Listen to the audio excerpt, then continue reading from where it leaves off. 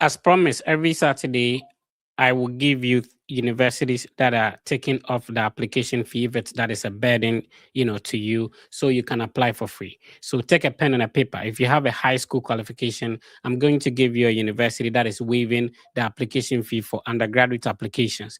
If you are interested in applying for a PhD, I'm going to give you one as well. And for graduate applications, the third one will be for undergrad, masters, and PhD. So one school for only undergraduates. If you have a high school, if you have a diploma, you can apply for a bachelor's. You don't have to pay anything. And then there is one only for PhD applications. The third one will be for both undergrad. If you are interested in graduate applications, I'll give you the waiver code. And also if you are interested in a PhD. So get a pen and a paper. If you're watching us on TikTok, you're welcome. I need you to be typing the waiver code as soon as I mention it. Let's start. The first one, I'm going to show you how to go about it. So when you go to Google, you simply have to type University of Dallas. So Dallas is DALLAS. So University of Dallas. And then you click on admission. So when you type University of Dallas on Google, this is what you're going to see. You might see the first one, and then you scroll down, you see the University of Dallas is a Catholic university. It's actually a private university.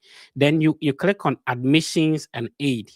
When you click on admissions and aid, then you see down here that it is showing apply for undergraduate admission for free before December 15 with the code DEC15 to get your $50 application fee waived. So if you're watching us on TikTok, the waiver code is DEC. You type everything in capital letters. So can somebody type it in on TikTok for us? DEC15. The name of the university is University of Dallas. It's actually a private Catholic university located in the state of Dallas, in a city called Irving, IRVING. So the waiver code is DEC15. That is December 15.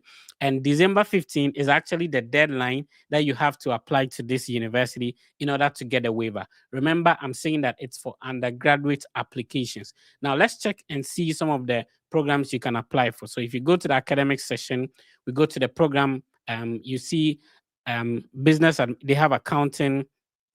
Let's see, let's group it by type.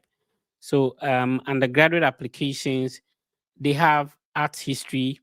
They also have biochemistry, bioethics, biology, business, ceramics, chemistry, and then classical. We can load more. There's a lot of programs. There is French, English, engineering, drama, computer science, comparative literature, classics, philosophy, classical philology, chemistry, ceramics, and all that. They have a lot of programs. If I load all of them, you see mathematics, Spanish, theology, sculpture, psychology, politics, physics, painting, Italian, German, history, English, engineering, economics. There's a lot of programs in this university. And remember, I said that if somebody can type it in the comment section, I would really appreciate it. And the name of the university, if you can also type it, it's called University of Dallas. University of Dallas is located in a state called Texas. The city is called Irving, IRVING. So type the name of the school in the comment section, and then type the waiver code December 15th. Please make sure you are applying before the December 15th. So today is December 13th. So you have 2 more days to apply for free. And this is boldly indicated on their website. I walk you through how you're going to get it. So this is not like an information. You go to Google, type University of Dallas, you wait, and then you scroll down all the way to the apply admissions and aid. Immediately you click on it, then it will pop up down here. Let me scroll to see. Let me zoom this in. So it will pop down here as University of Dallas waived application fee. So originally this would have been a $50 application fee, but if you apply before December 15th, that is either tomorrow or the next day, you're going to get this application fee waived. It will not waive automatically. Normally people will come in the comment section, I apply and it did not waive. You need to follow the instructions. Apply before on or before December 15th. There is a waiver code section. type the code in there, so that if you don't, type the code, you still be required to pay the application fee. However, if you type the code in there, then it will waive it for you. So this is for only undergraduate applications. Remember that if you want to talk about scholarship, you have to email the director of the program, find out if they'll offer you scholarships. Now let's talk about the second one. This one is for PhD, and it will surprise you where the university is located. Before coming to the US, I thought Hawaii was another, country, but there's a university called University of Hawaii. It's located in Manoa, if that's what the name is. The program is a doctoral economics program. So it's a PhD in economics. And, this is how you're also going to get the waiver to apply to that university. Let me share that with you real quick. So if you are listening to us, you can type that. So PhD in economics. And the name of the university is called University of Hawaii. University of Hawaii. So it's located in a state called Hawaii. If you've not heard about Hawaii, it's one of the states in the US. It's a great university. People really do not talk about some of these universities, but yes, it's a great university you should apply to as well. It's the PhD in economics that they are waiving the application fee for, and so it's not all their programs. Please pay attention to that. That would be super helpful. I want to see if I can show you the waiver code so that you can also apply for free. Check out their deadlines. If you want to find out whether they do have scholarships, you need to email the university to be able to figure that out. Now let's check out the last one. This is for undergraduate, master's, or PhD.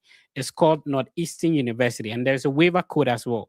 Northeastern University. If you can type it in the comment section, I would really appreciate it. Type Northeastern University. And then the waiver code to apply to this university for free is NULO. I don't know if it's what language it is, but I think it's Northeastern University. So NULOR, all in caps. So NULOR,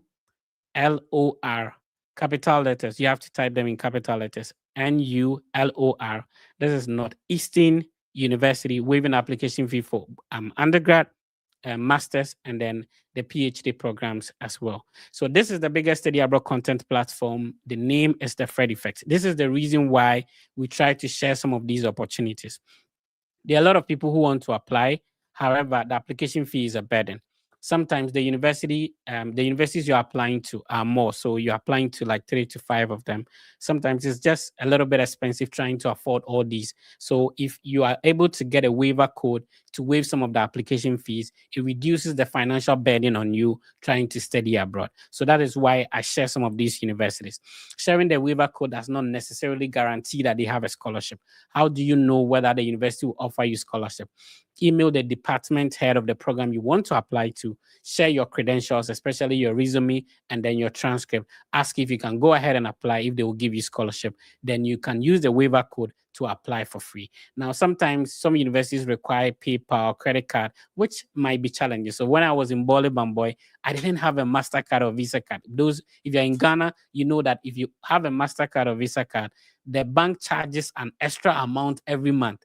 National Service 559. How do I get money to put into my account, let alone to pay for extra money owning, a MasterCard or Visa card that I wouldn't be using for anything? So when you get some of these things taken care of, it reduces the financial burden on you. So that is it. So I shared University of Dallas. There is a waiver code DEC15, December 15. And then I also shared University of Hawaii. For that one, it's only for the PhD program. However, they have a lot of other programs that you can check out, but you may be required to pay an application fee. The last one that I shared was Northeastern University, and then the waiver code is NULOR, which is NULO or something like that. All right. So this is how the program is going to go. The first few minutes, we share with you application fees. You can apply for free, and then you write them down. The second section will be our interview section. So we bring our guest on, and then we get started. My co-host has always been Ben. Ben, how are you doing? Your microphone is muted, sir. How are you doing, Ben? Yeah, I'm doing good. And you? I'm okay. How is the UK? Yeah, by His grace, everything is fine. How about US? I'm okay. It's cool here. It's getting cold, so we're managing. Our guest today is the beautiful Helen. Helen, your microphone is muted. You have to unmute it. Um, how are you doing, Helen?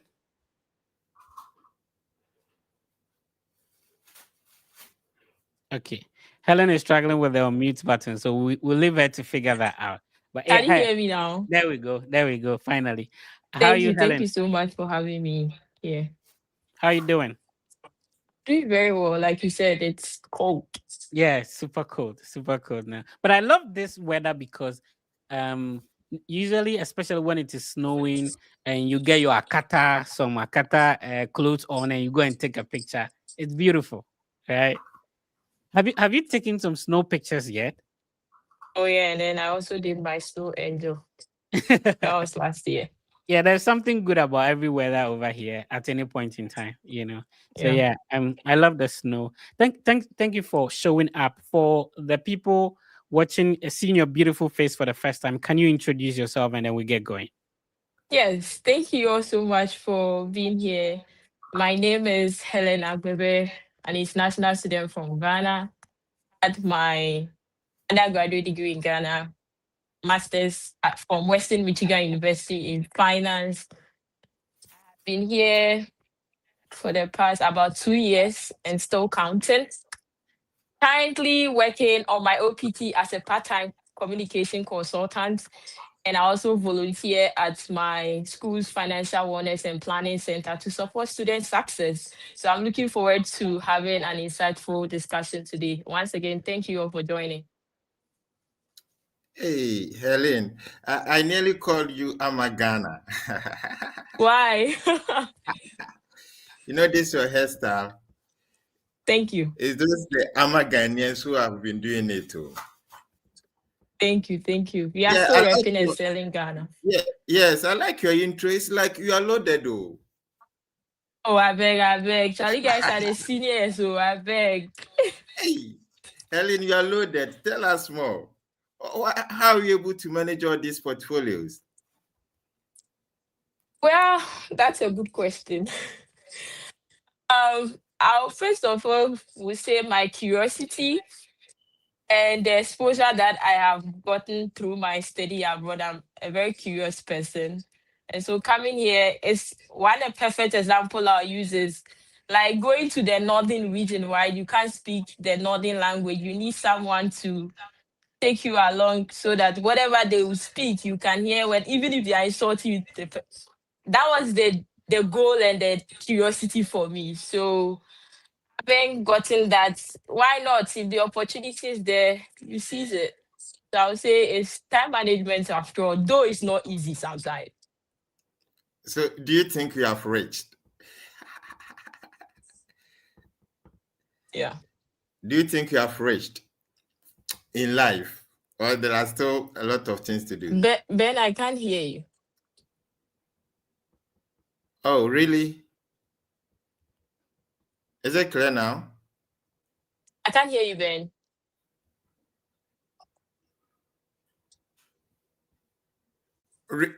Hello, Helen?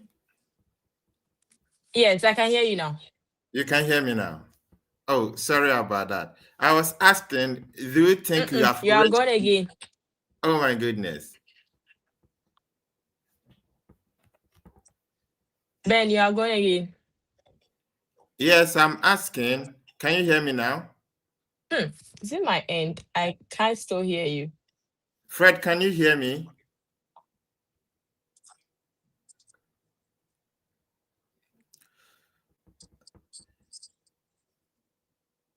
I can't hear you. I can't still hear you, Ben. Yes, from the comment, I think they said they can hear me. Please, can you hear Helen also? Let me know from the comment box. Please, can you hear me? Okay, we are good. Oh, okay. They said they can hear both of us. Can you hear me now, Helen?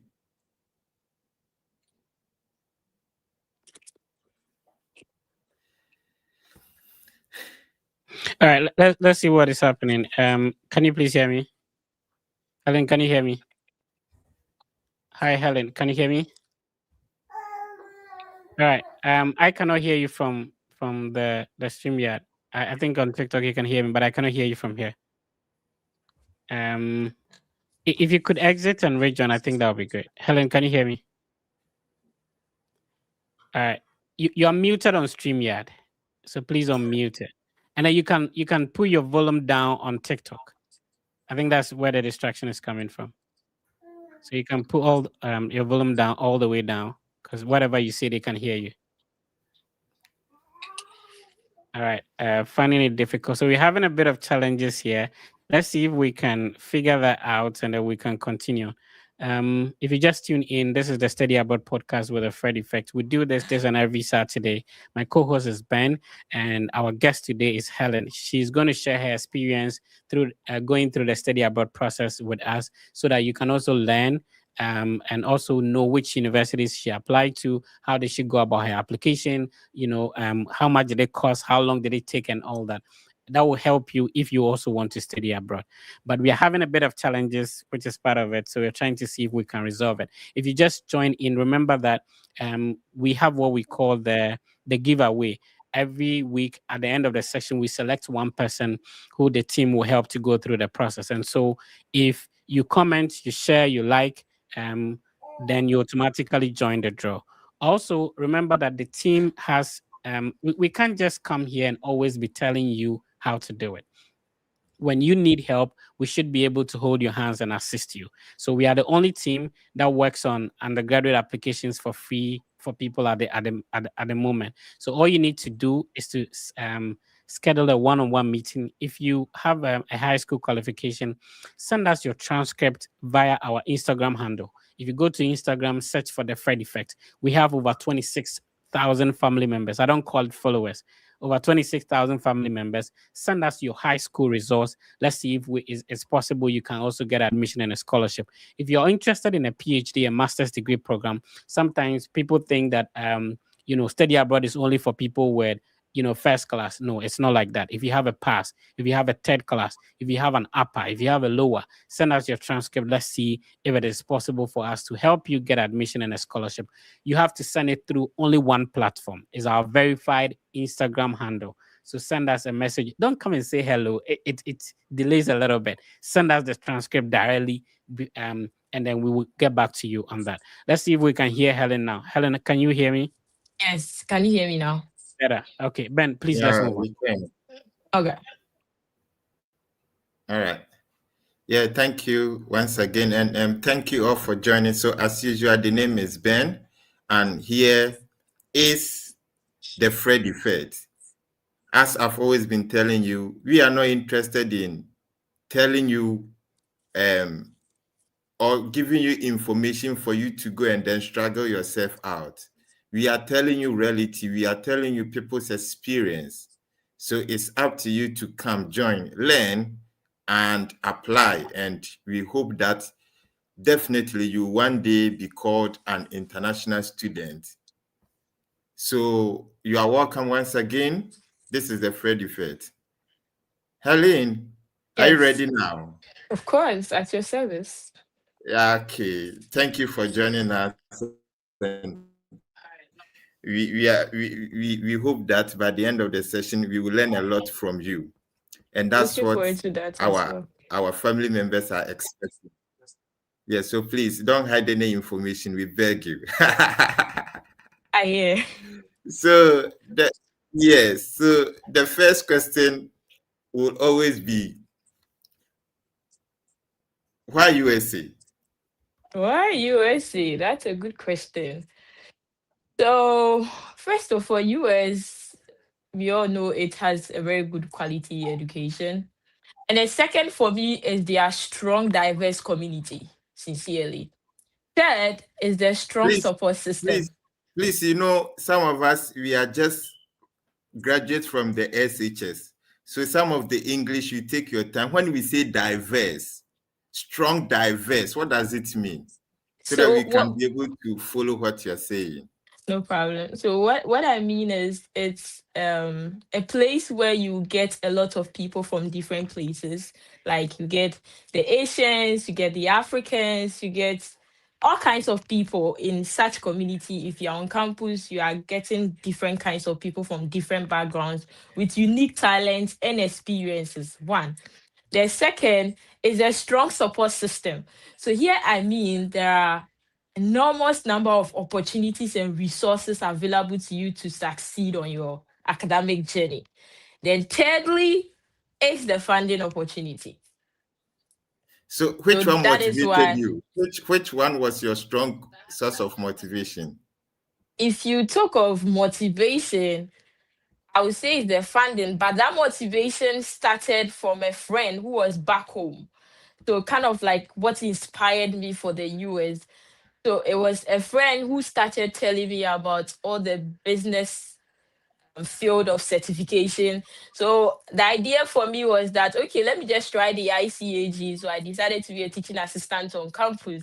And along the line, the desire decreased. And I said, okay, let me look at the CFA exams. That is the Chartered Financial Analyst exams. And I realized the only way to better or the only way to support this dream of mine was to study abroad and hence the US. So what inspired me, the big part of my inspiration was my long-term goal of becoming a chartered financial analyst and my friend who kept telling me about it, and that's how the whole study abroad thing came about.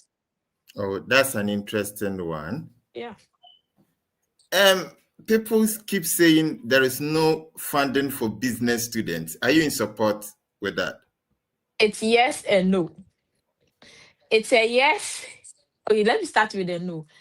It's a no in a way that I wouldn't say it's a no, but it's competitive. The reason being that our program is an in-demand program. It's a professional program. Most of Yes, them. so please, can you pause for me for just 3 seconds? Please, the business students, get earwax, remove all the impurities from your ears and listen carefully. Please, this one is from an expert who was able to secure full scholarship.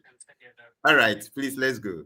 Yeah, so with it's I would say it's competitive. Like I mentioned, the program is a professional program, every day something, cybersecurity, finance, accounting. So most of the time, unlike the social science where research and more teaching staff goes in there, ours is because it's more of industry based. We don't have much of research or funding as compared to social sciences. That is one reason. One, because it's a professional. Two, it's an in-demand program. As a result, funding is competitive. The yes, however, is I always say, do not focus on or do not focus only on the department you are applying to. For instance, if I'm an accounting student, probably they may only have one funding for GA position, that is research, and sometimes might even be half. Do not focus there. Look at other places on campus. If it has to be at the management department, if it has to be with student engagement, if it has to be with housing and residence life, look at other places for funding, not necessarily in your department or college. And I've always been stressing this. So far as your experiences and skill set meet it, throw in that application. You are equally competitive. Very good. You are equally competitive. Throw in that application. I think this is a huge motivation for us today. That's a nice one from Helen. So please, if you wouldn't mind, can you take us back to your background, where you started Okay. from? Was there a hope for you in life? There was no hope. So there was no hope. I come from a very remote village in Sankore, and even in Sankore, I've been to that's like Sankore before. really now Yeah, that half a Bosso, region. Oh, Sankore, those areas, yeah. so Sankore is a big city. I come from Yeah. a remote area around in Kukom, Sankore. So came to Accra 2009 to do my JHS or primary education. And at that time, I was going to Form 1 or JHS 1. And so I finished with the local school and everything. And I was home.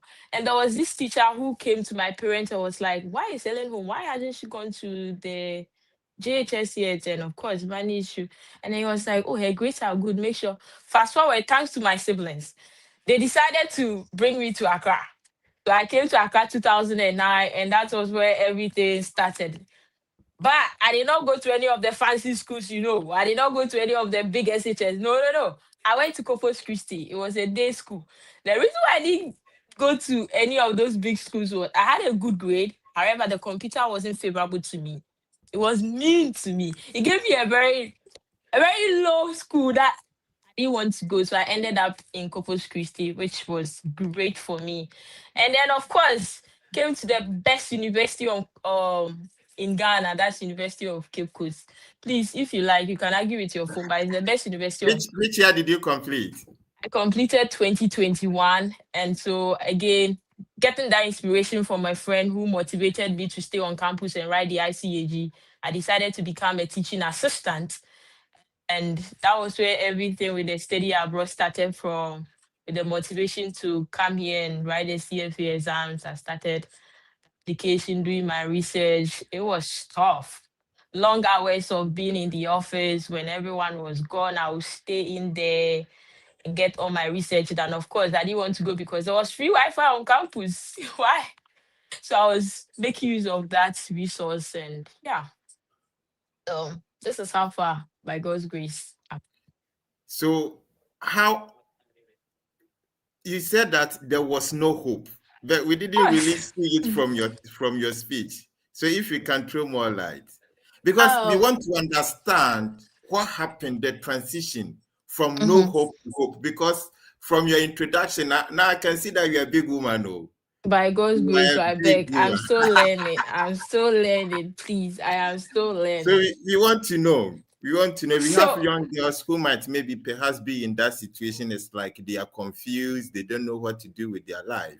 So Yeah, if you're comfortable, yeah. Yeah, there was no hope because at that time, first off, I didn't even have the idea that I'll move from the village to come to Accra for my JHS or higher education.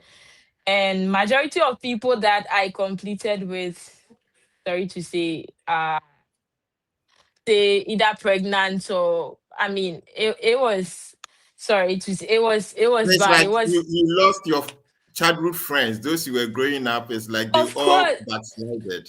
Oh they my all goodness. backslided, and then I made it to. So there was no growing up for me. If you were to tell me that I'll be here today to study abroad, even at level 400, if you were to tell me that I'll be here to study up, I wasn't having like, it wasn't like, say, like the type of person that would say, oh, after my tertiary education, I'll go and study abroad, I'll do this.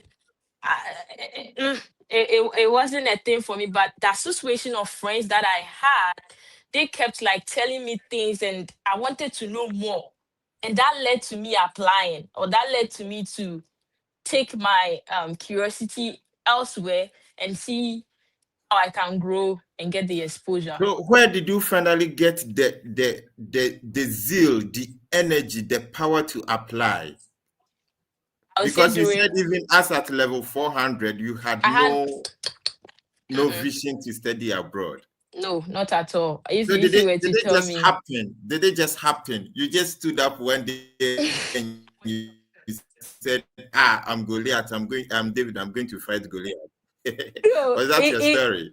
no, it didn't happen. Like I said, the main reason why I stayed on campus to be a teaching assistant was to write the ICAG exams. That's the Institute of Chartered Accountant, the exams. And so I did. Over the line, that desire decreased. So I told my friend that I don't want to write the ICAG again. I've seen something that is closely related to my field of finance, and that was the CFA exams. And everyone was like, look, that exam is expensive. You can't even try it here in Ghana. The only way is to explore other places, say outside the country, do your master's there, if that could give you a stepping stone to journey towards that goal. So I was like, really? So truly I searched, and that was it. So first it was that desire of getting that certification for ICAG. It decreased and it turned into something else. And I fed on that curiosity, researched, explored, and here I am. Interestingly, you researched, explored, and here you are in the Yep. state enjoying the snow. Mm-hmm. So how long did your process take you?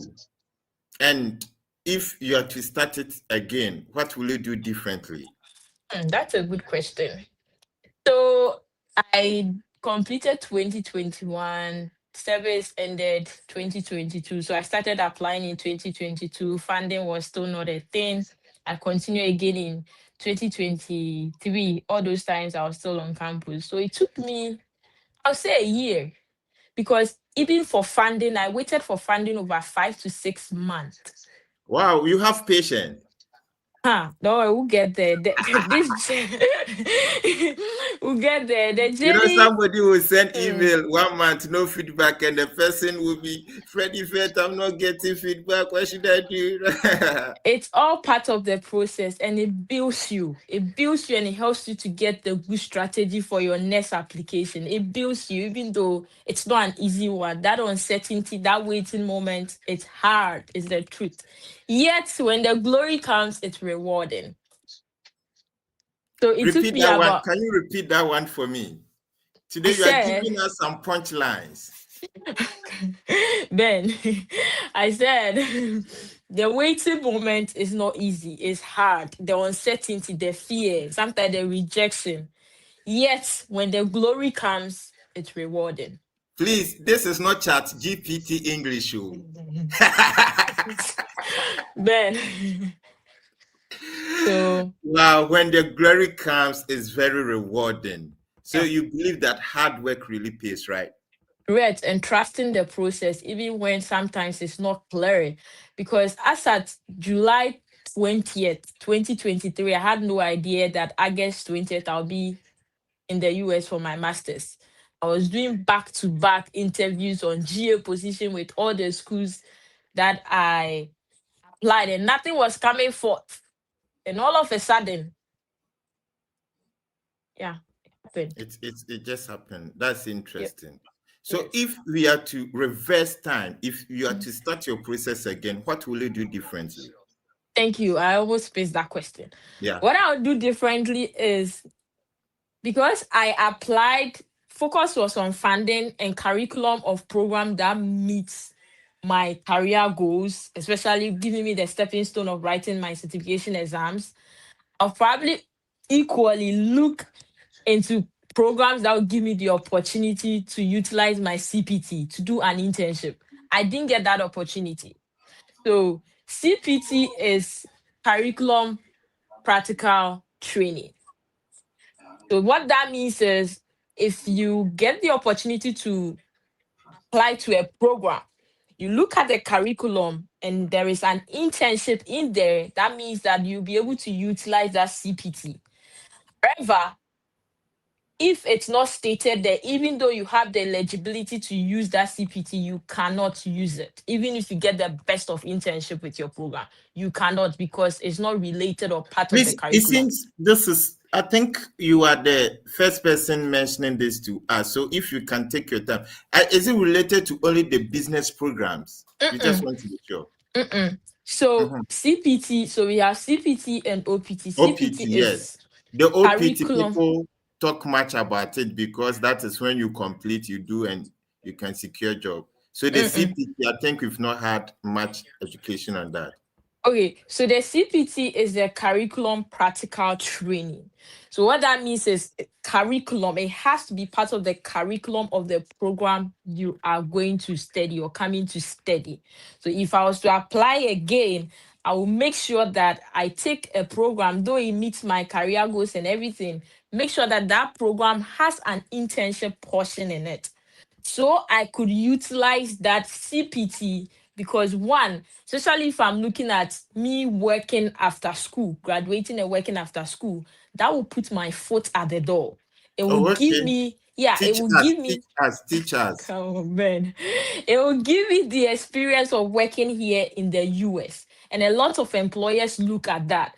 But if you do not, though there are exceptions that someone may not have an internship and get a job, but you could see that probably that person has some experience working from Ghana or have been here and have been working. But yeah, I would have loved to make sure and open my eyes to that. That would be something that So I would consider. how do I need to, when I'm sending email to the professor, should I ask that does the program open room for internship? You do not need to ask we them. can read it from the website.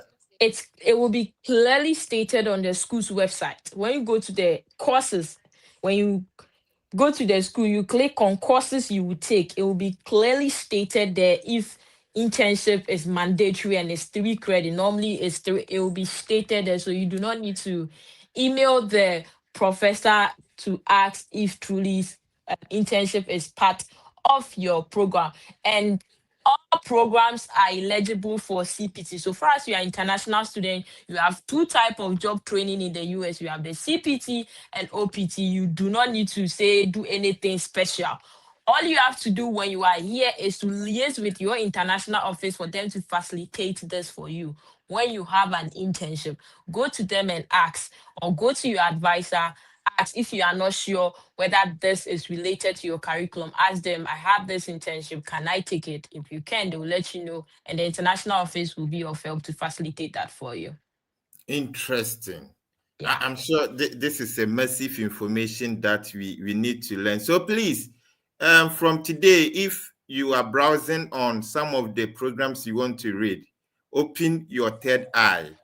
Just be sure if there is CPT option available for you, so that at least by the time you are done with your program, you may get hands-on experience to very be able important. to help you fit into the US job the job sector.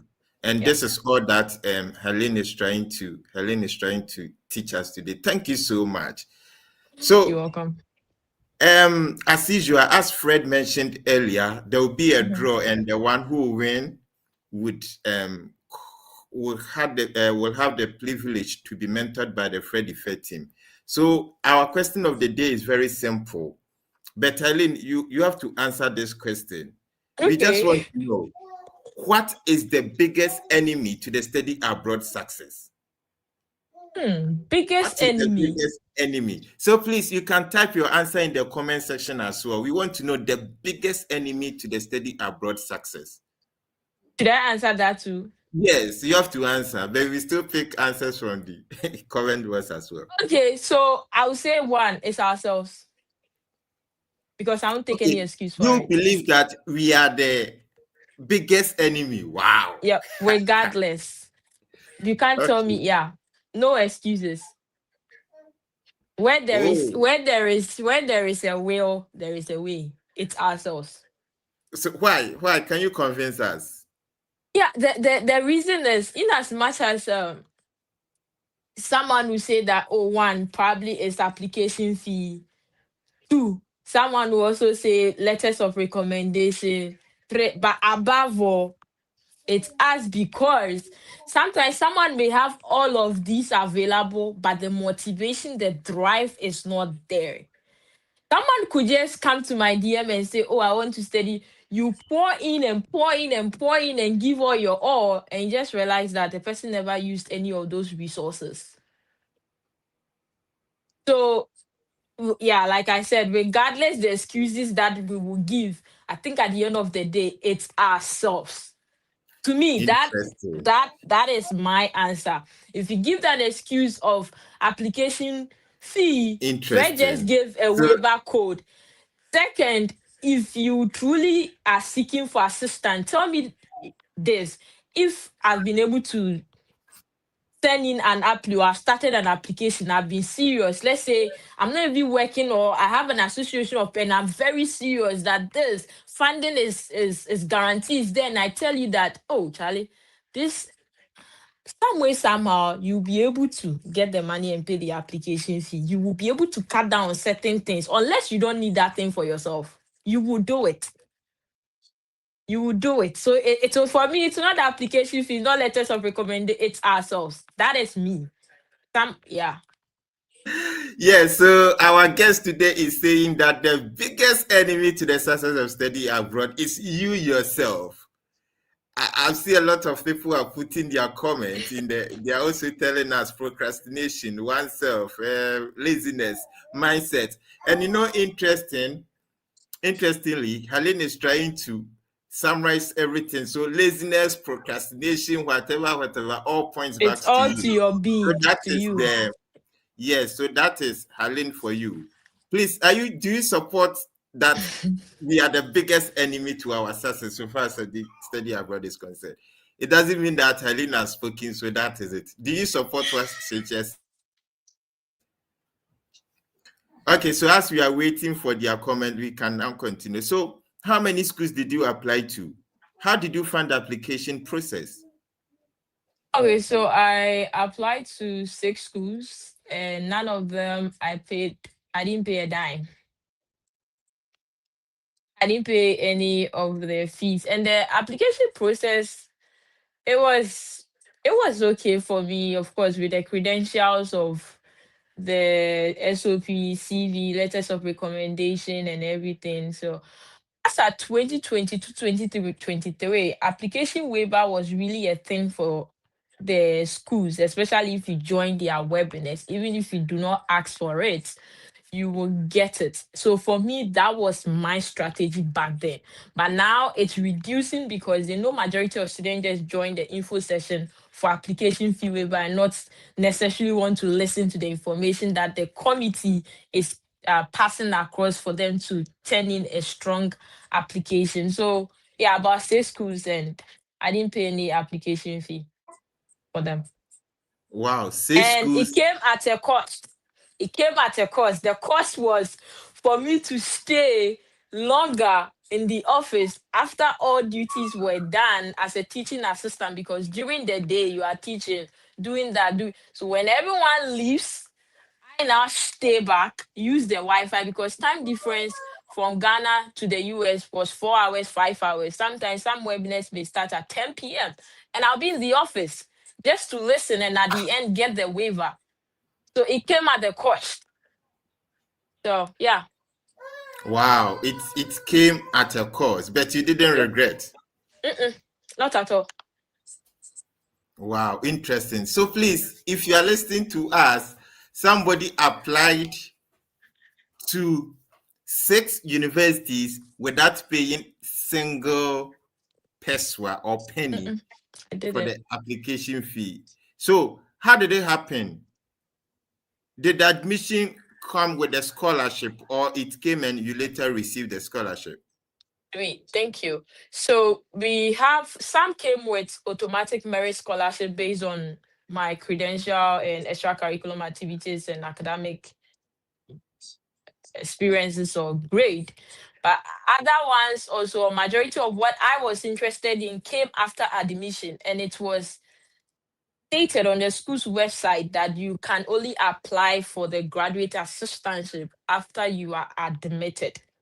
So for me, I didn't even bother to reach out to any professor or anything. I didn't do that. Personally, I did not. If I'm reaching out, it's to the admission counselors or the administrators. Me asking a question, maybe I have a problem or this. That was it for me. But I did not particularly reach out to any professor, even though I got a graduate assistantship position that was research because of my experience during my teaching assistantship. So some were merits, which were not so great, so I didn't consider them. But the one that came was the GA position, which I got. I applied after the admission, some essays they requested, and then of course your CV, letters of recommendation, and your transcript. Yeah. Oh, okay. So it means that your admission came alongside with the scholarship. Mm-mm. Some of them it came because it We was want we merit. want to know the one you are on it, not the one that you use for your visa application. Okay, so the one I used for my visa application, where I said I waited over 5 months, came separately. So that means I had admission in January, right? And then I applied funding, say somewhere January, close to February. Then funding decision came on 25th of July. So I applied it separately. Admission came, then I applied the funding. So it was separate. It wasn't together. Did you nearly give up? Me, lalai. I'm a very big fan on positive vibe. No, I didn't. So what will you tell someone who wants to give up because the person have tried and tried and tried and tried, but no funding? I will tell the person not to give up. However, step back, reevaluate your strategies, and go again. Because there will be no point of give. You've come too far to give up. If I have been able to make Once it again, Akosia, once again, if I have told you, we just completed SHSO. So if you say then re-evaluate your strategies, what do you want to mean? what I mean is look at all that you've been doing so far. If let's say you've been reaching out to professors wrongly, and if you are reaching out to professors and you know your program is not research intensive, I will recommend you not to waste your time and reach out to professors. Focus on sending a strong application on how to give a good story based on your statement of purpose, how best that program fits into you, what you are coming to contribute to the program. And then your letters of recommendation, maybe the people you choose, how do they speak of you and everything. So those are certain actions or things that you can consider to reevaluate how you are applying. And then go again, work on those that maybe your CV, your document, positioning them, maybe it's not best fitting how it's supposed to be. Let someone look over it for you and go again. Oh, that's interesting. So please, all that Helen is trying to say is that if you are not getting the funding, take your time. Because whatever be the case, you know what is really going wrong with your applications. And if you get to a point that you are finding it difficult to figure out, you look for someone to have a second look at your process. And she believes that you are going to make it. So to her, giving up is not an option when it comes to All. study abroad. Mm-mm. So that is Helen for you. So please, if you just join us, remember this is the biggest study abroad podcast today. Our guest is Helen.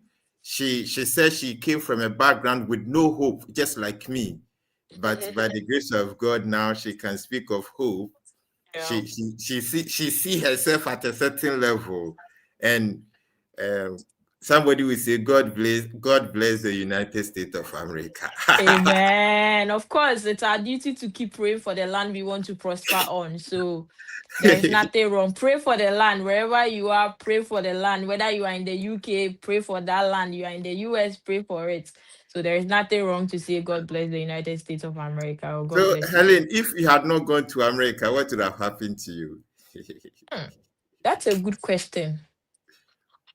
Well, God would have still worked on me and placed me at a place where He wants me to be. I like your positive vibes. Oh yeah, I'm very big on it. I'm very big on positive energy. Oh, okay. Yeah. Interesting. So, can you quickly mention some of the schools you applied to? You said Right. six. Yes. Yes, six. Okay. So, can you share with Yes. us? Yeah. So I applied to Colorado State And University at Fred, Fort if Collins. Fred can hear us, he can show the names of the schools for us. Yes, you can mention. We will type in So the yeah. comment section So as well. Colorado State University was one of the schools. University of Louisville in Kentucky, if I'm correct, and then University of West Georgia, and then University of Utah, and then my school, Western Michigan University, and then which other school? Let me see. I did a list.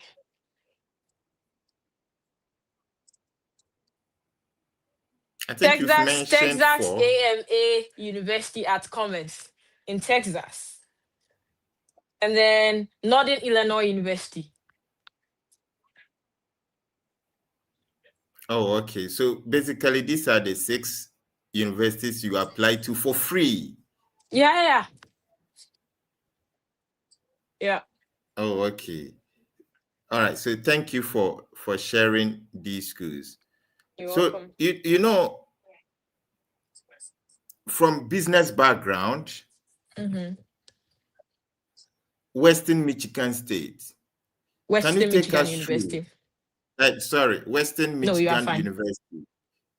Yes. So can you take us through the selection of the course from your starting of application? Because I'm passionate about this, because it's like some of our family members think that business is not possible. Looking at the application process, did you put it down, the requirements? Did you think it was something that might not land you with a scholarship? Oh, so thank you. So with the school selection, with the program selection, first of all, was to be related to my long-term goal of that giving me the opportunity to take a step towards my certification exams. And then two, I was focusing on STEM designated programs. So that is programs that are more of quantitative in nature because of my background in business or So finance. the STEM is not necessary for those who are into the science and engineering. No, please, no. There are Please lots listen of well. Somebody, when they see STEM, they think it's for those who are into sciences, into engineering, biology, physics, chemistry, no, please, mathematics. no, please. There are equally professional programs that are classified. Helen, I don't want to. One thing about this podcast, Mhm. almost every week we learn something new. And I think that is one thing I love about this whole show. All right. And I'm happy those who are joining will always make good, like they will get a good return on on their on the data they are using to watch. And that has always been our mission. You don't just join, but at least it should be able to benefit you. Correct.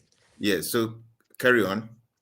Thank you. So yeah, so I focus on selecting a program, like I said, to meet my end career goal of that certification, and then STEM designated. So STEM designation, science, technology, we all know. So if a program is more quantitative and technology focused, even though you might not see like engineering and those things, it can be classified as STEM. So my finance was classified as a STEM designation So when we program. say quantitative, what does it mean? So quantitative, more of, let me put it in basic, more of numbers, Numbers, good. more of numbers or technology based, basically. So yes, so that program was it for me. And additionally, because my background was in business, I wanted something like, I wanted a blend of technology with the quant. How to make meaning out of that with technology data. So I concentrated in data analytics because I wanted to have that blend of the quant with the IT. So then I selected that, and in Colorado and all other schools too, that was the focus for me. STEM, finance, and IT, that blend. That was what I wanted. And so that was the motivation for me. So I decided to go with Western because of the funding, obviously. And then it was against STEM for me. So STEM meaning that after graduation, all programs, when it's not STEM, you have 1 year OPT, mandatory 1 year OPT to be working here in the US. You have 1 year. But when it is STEM, it gives you an opportunity of 2 more extra years. So 36 weeks. So that was also another thing I was looking at. That hey, I just don't want the usual 1 year OPT. I want extra 2 years So or 24 who gave you all this information? internet search. I sat on my Internet butt. search. Oh, Yeah, okay. internet search. Yeah. Interesting. Because I think you did a very hard background check before you applied. Yeah, very, very. Interesting. Because Yes. I'm sure most of us are doing application, but are not we don't really pay attention into these details. We have to, because majority, I always say that the whites are they will lay everything out clearly. It's not like back home where someone will have this, everything of theirs is public. It's out there for you to read. Majority of some of the things, someone will come and ask you in your DM, you return the person back to the website, you realize that it's clearly and boldly stated there, but probably the person did not read it.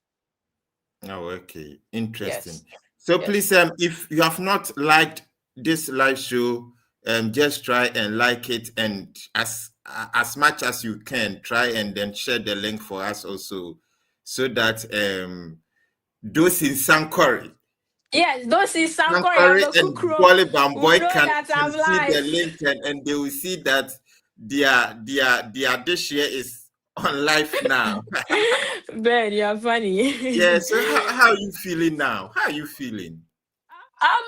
I'm feeling excited. Well, first of all, to be here on the Freddy Fed podcast. And above all, yeah, I'm looking forward for greater things ahead. Kesi what kind? There are Ah, greater things ahead. Kesi what kind? So I see. It's like mhm. now US has made you guy. Well, not necessarily. Like I said, naturally, nah. I'm Charlie. I like vibes. I'm You someone like who is very rice. Charlie. I like vibes. So Oh, okay, interesting. So please, let's like the live show and share the link so that those in Bolly Bamboy and Sankore, Tra. and You know, I'm also from Tra. One of really, the, hey, yes. man. Nice. So please, let's share the link so that those in the remote areas can They also can see have it it. Please and kindly then share learn. the Please, link. Share the link. let's share, like and share, like and share. We are waiting on. We have right now we have over 750 people watching us. So Great. please, let's try. That is from YouTube and Facebook only. So I don't have the figures from um TikTok and Instagram and then I Twitter as think TikTok is 151 people. well. I Okay. see right now. Yeah. So we are getting close to 1,000. So please, let's share the link. Let's like the live show so that those in the remote areas can also have access to it. So back to business, please. Did your scholarship affect or impact your visa preparation? Hugely. Hugely. Hugely. It Yeah, did. can you throw Yes. more light? Yes, it did. So here is what a lot do not know. So I had a half assistantship when I from Ghana. I had a half assistantship, so I was having a deficit. However, that half took chunk of my cost of attendance. Like it was like more than 70%. So that did greatly with my interview. It was less than say 3 minutes, I guess. So that did great with it. And then when I came to campus, so let me chip in this. So I said I got half. So that half, I equally applied for another on-campus job to utilize the 10 hours. So half means that you could only work for 10 hours, and then the tuition waiver I had was 4.5. And my school, you need to register 6 credit to be on a legal student status. So I applied for, I was that curious, and I'm proud of you, Helen. I searched for on-campus job. I got the extra 10 hours job from home. In addition, so while I was coming, I was loaded with my 20 hours, half 10 hours of grad assistantship with a tuition waiver, remaining 1.5. I covered it up with a 10 hours job. Then moving forward, after the first academic year was over, I had a full assistantship from another department. Oh, okay. So that's why I always say that do not just focus on your department alone. So that did greatly. I'm sure if I wasn't having that funding, probably I would have been denied because there were equally other mates of mine who had Western with the same program, but were denied because their funding supports were not strong. So yes, that did a Okay. huge. So what you're trying to say is that, yeah, so what you're trying to say is that you got admission with partial funding Correct. initially, Correct. and then you you you are you were able to secure on-campus job from the university Mhm. Right from home. right from home. So you didn't even move to the country. You didn't move to US. Okay. So please, if you are listening to us and you have already secured your admission and maybe you have zero funding or you just got partial Partial funding, funding. what it means is, okay, Helen, what does it mean? What that means is that, thank you. What that means is that you are allowed to work 10 hours on campus. So, as international students, we are given the opportunity to work 20 hours during active school section. It's in the summer that you can work 40 hours. So your remaining 10 hours, it means that you can take up other on-campus job roles to work for that extra 10 hours and get some money to cushion you up financially. So that was what I did. But I think one thing that equally helped me, and I'll say it here, is when I got the admission, I set up my school profile. With my school, they use Handshake a lot. Some schools have their job postings. So for me, it was Handshake. So I set it up, put in my profile, admitted student, this, that in finance. Then I booked an appointment with my school career center virtually. So virtually, and they So, critiqued. Helen, once again, please, can you slow down for us? Because Okay, we don't want to miss anything, please. okay, sorry. So after I set up my school job posting profile, I booked an appointment with the career center of my school because I know that the USCB standard is different from that of Ghana. I wanted it to meet that standard for me to put in on campus positions or roles. So they met me virtually, they critiqued the resume, revamped it, and positioned it to the standard to meet how the US standard is for CVs. Then now I use that to apply for jobs, the interview, and I was doing that for basically all my state schools. So at a point, I was going back to back on GA interviews, like from all the schools, including regular jobs. So that was what I did, and I got the extra 10 hours job as a communication consultant, where I am currently working on my OPT part time. Oh, okay. Yes, And that one was credited to your fees. correct. So that one, it wasn't a tuition waiver, it was a flat pay, meaning it's a fixed rate. Say if it was $15 per hour, that did not come with a tuition waiver. So that helped me to cushion me up with the 1.5 credits with my 6 credit registered courses that I needed. And the scholarship was giving me a waiver of 4.5 before I came from Ghana.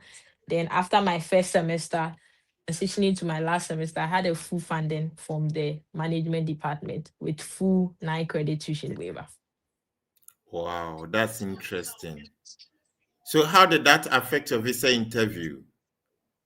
It Did you, did. did you take it light? Because I think 1 month ago, Mhm. our guest who had also had full scholarship, he was just asked 2 questions and that was it. True. So when I got there, I was equally asked. They were like, "What would this program do for you?" And I mentioned, and at the time, I was a teaching assistant plus researcher, so it was easy that linking home ties. I'll be back, take up the role of research assistant or senior research assistant, contribute and impact student teaching, and how that's related to my studies of finance. So that made it easier for me. So basically, what I did is I related what I was currently doing for a stronger home ties of returning. Then the second question she asked was who was going to take care of my deficit. And then I mentioned, and that was it. Okay. So do you have to prove bank statement? Yes, please. Because Oh, I had okay. a deficit of, say, I don't know the rough amount, but I had a deficit. And one thing that I want us to know is if you're having a deficit of $10,000, let's say your cost of attendance is 32,000, and you're having a deficit of $10,000, you need a bank statement, say 20K. The reason being that you don't want to tell them whoever is going to sponsor your education is going to throw everything to you and they are going to starve. So you want to leave a room for excess. So if your deficit is 10K, you need something like 20K as a proof of fund or as a bank statement that truly whoever is going to sponsor me, they'll take care of my education and equally they'll have something to live on. Yeah, that's interesting. So please, today we are listening to a very wonderful person who secured admission initially. It came with partial funding, but she didn't sleep. She didn't say, "Oh my God," and she didn't go to Atria Mountains to pray. What she did was that, I'm saying this is funny. Sometimes, where we need to take action, we try to bring Pray. in faith. And where we have to bring in faith, then we want to take action. It has to be Please, balanced. balance It has it. to be After balanced. putting in your application, that is where you need to attach the faith. Yep. So when Yep. Helen got the partial funding, she didn't give up. She tried as much as possible to connect with the school. She secured at least 10 hours job. And that one was used to at least credit her fees, and it reduced the deficit, right? Yeah. I went a She went, long way. yes, she went to campus, and by the grace of God, she was able to get additional funding to top up, and now here she is. So when are you graduating? Or are you done already? I already graduated in April 2025. 2025 April. Yeah, I mean, that was like a few months ago. Yeah, I graduated in Yeah, April. congratulations. Thank you. Good. Thank you so much. So how is the life in the US been? It's been challenging because of some cultural shocks. It's been interesting and it's been fun for me. So 3 things: Yes. challenging, interesting, fun. Yep. Yes. So can you throw more light? So challenging because You know of the the funny thing. You know the no, funny thing. We hardly no. hear this until last week. We were told that you can eat free in US. You people enjoy, Oh, wait, in what terms? With the pantry? Is it with the Yes, pantry? with the pantry. Yeah. Oh yeah, like basically, yeah, it's true. But yeah, Yes. it's true. Yeah, with So are the you pantry, eating yes. free? Yeah, so Are wait, you eating free? right now I'm not. Right now I'm not by God. Yeah, I'm not. But when I came fresh, hey, the way I visited the You are pantry, it eating was my to free. go. It was one of my to go places. So because I was tight on budget. So it was one of my to go places. Yes, every school in the United States have a pantry. Every college, some colleges do have pantry, but generally the school has a pantry where you can go in and get your basics like basic grocery stuff, say oil, eggs, fruit, depending on what they have. At least that cuts down on your grocery cost before you head to Maya or Walmart. So yes. And the county also have a pantry. Sometimes churches have pantries. Yes. So as a fresh international student or international student coming from Ghana or elsewhere, when you land, locate your school pantry because that is going to help you. Because starting, it's really hard. Like when you come fresh like that, there are so many hidden costs that may be popping up, so your budget to be tight. So taking advantage of these resources, yes, it helped. I did that. Now talking Yeah. of the challenges, cultural shocks from academics, from communication to food. It was really, really challenging. You'd say sometimes somebody goes like, huh? I'm like, wait a minute. It's my English. All this while, wait, what? Like, so it was really challenging. Sometimes in class, you have to repeat yourself severally or talking to professors or even people that you meet. But along the line, you fit in, which happens, right? It's like you going to level 100. Everything looks plenty. Everywhere is like, what's going on? You are juggling so many things together. But along the line, when you get to the level 200, you become boss. You in class, cry, don't go. But here, don't do that. You cannot do that here. If you miss a class, they will know because of the small class sizes. And then talking of the interesting part, I would say that it's been another challenging part is the rigorosity of the academic system. You see, some people will say that, oh, UCC is that. See, if you are watching right now, you went to UCC, I salute you, big ups. If you get the opportunity to travel abroad, you appreciate all the tough moments of preparation UCC gave you because the system here is rigorous. The reason being that you are working and you are blending studies.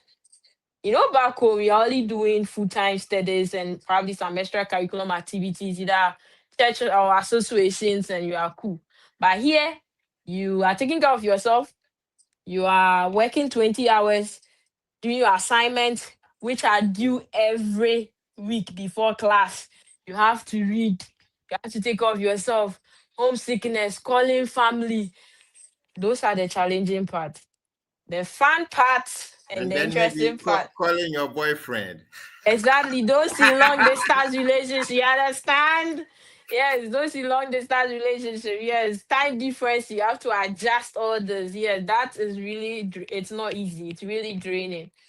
And the interesting part is like when you probably go to a class or you see some technology use or a resource, you are like, hey, so they have all this. So I can use all that. This. You're exposed to different kinds of ways of thinking, of mindsets, of doing things in a smart way. And that is really, really interesting. And the fun part to me, oh, I don't know about others. Me, I'm a very, very curious person. So I like events. Go for events, go and learn, see new people, talk and engage. Event of internet, I'm there. Any event, I'm out. So far at least free food, I'm pizza and any guy, but Charlie, I go do one. There. And so yeah, that was the fun part for me. So Do, I really had a good do you time. go with extra luggage to take food home? No, I don't do that. Whatever happened in Rome should happen in Rome. Besides, their food is great, but as you are new, it wouldn't be that great to you You find because it you are difficult. still not used to the delicacies. But yeah, Oh, okay, interesting. So so in general, what's your impression about studying abroad? I would say it's a very, very great opportunity. I will Take not it under, again. Take it I would again. say that. Take it again, please. Take it I would again for us. say I would say it's a very, very great opportunity. It exposes you, it challenges your core values, your system and way of believing things and living things. It's yeah. And I pray that everyone gets the opportunity, even not for study abroad, just go to other places and see how they do things and believe in things. Because sometimes when you are back or you quickly judge people when you are not at their place or you've not visited that country, you're like, why are they doing this? Why are they? But when you get closer and you understand, you realize that, oh, so it's this way. So that exposure, yeah, it pushes you and it challenges you. So yes, it's a very great opportunity. If by God's grace anyone gets the chance, sees it, make the best of it. So, what advice do you have for those who have not been applying and those who are not getting the access to apply? Please get up. Those who have been Especially those applying, in Sankore. please, if you have the desire, if you are watching right now and you have the desire to study abroad on full funding, it is possible. There's nothing impossible if you are committed to doing it. I know it's challenging, sometimes it can be draining, but hey, nothing good comes easy. Every quality thing, before to enjoy the honey, there needs to be a carcass. So To you need to enjoy the what? Today, dear, you are blowing my mind, though. come on, Ben. You know this. We all know like I mean, good things do not come easy, okay? So far as you are genuine on it and it's becoming to that is telling you that there is something good at the end of it. So keep pressing on, keep journey on. If it is letters of recommend, reach out to people if you need advice or guidance or something. When these people use their time and pour in you, please make use of that. Appreciate them, put in the work because we all want to be together and be at the top. Ben and I don't want to be at the top, and we all want to make it together and smile wide. So please keep pressing on, apply early, be very intentional, prepare, be strategic. And if you are here, you have faith in God, that faith should be 10 billion. Pray, put it in it, and do the work as well. And at the end, you will be successful. That's an interesting one from Helen, our guest for today. Please, if you are learning and enjoying today's session, you can give us a thumbs up in the comment box. Let's see whether you are really learning. So you can give us a thumbs up, and then you can be typing your questions for Helen, Yes, I any would love moment that. from now, and we'll be showing for her to answer. And then those who wants to join live as well, try and then join. We will share the link so that you can join. So we just want to see your thumbs up if you are enjoying the conversation. Oh, okay. I've seen quite a good number of thumbs up. Some people are even giving hearts. Thank you. Toluwasi, I'm sure you are not crashing. No. He has given you like 6 hearts. Oh. Thank you so much. I appreciate that. Oh, okay. I see. And please, let's also know which country you are watching us from. That's also great, so that at least we know how far we are going to. Thank you. So, Helen, now let's come to business. Tell us, we have young ladies in Ghana who might maybe perhaps be in your shoe. They've come from background with no hope like ours. What advice do you have for them? Thank you. So the first advice I will have, which I've chipped it in, is to discover your being, discover yourself more. In as much as some may have the desire to study abroad, that is excellent. Some may not. Whichever skill that you found yourself doing now, polish it, grow in it, learn on it, continue learning on it, and add more value to yourself. Discover yourself more. Because the more you discover yourself, you realize that you've been able to get that thing called self-actualization. That you naturally you become happy and you be discovering that completeness in yourself. I don't know if I'm making sense. So that would be something that to my young ladies is something that I will say you should please pursue. Then for those of us that want to study abroad, whether the US, UK, Canada, Germany, do your research and thank God for the Fred Effect, myself and all other good content creators on Study Abroad. Check them out, do your research, know what you want. If, for instance, say you studied art and your purpose or passion has changed to something else, that is perfectly fine. You could equally do your master's in that. You don't need to say, oh, because I did art, I need to go and do community or general. If the passion has changed along the line, that is okay. Pursue it.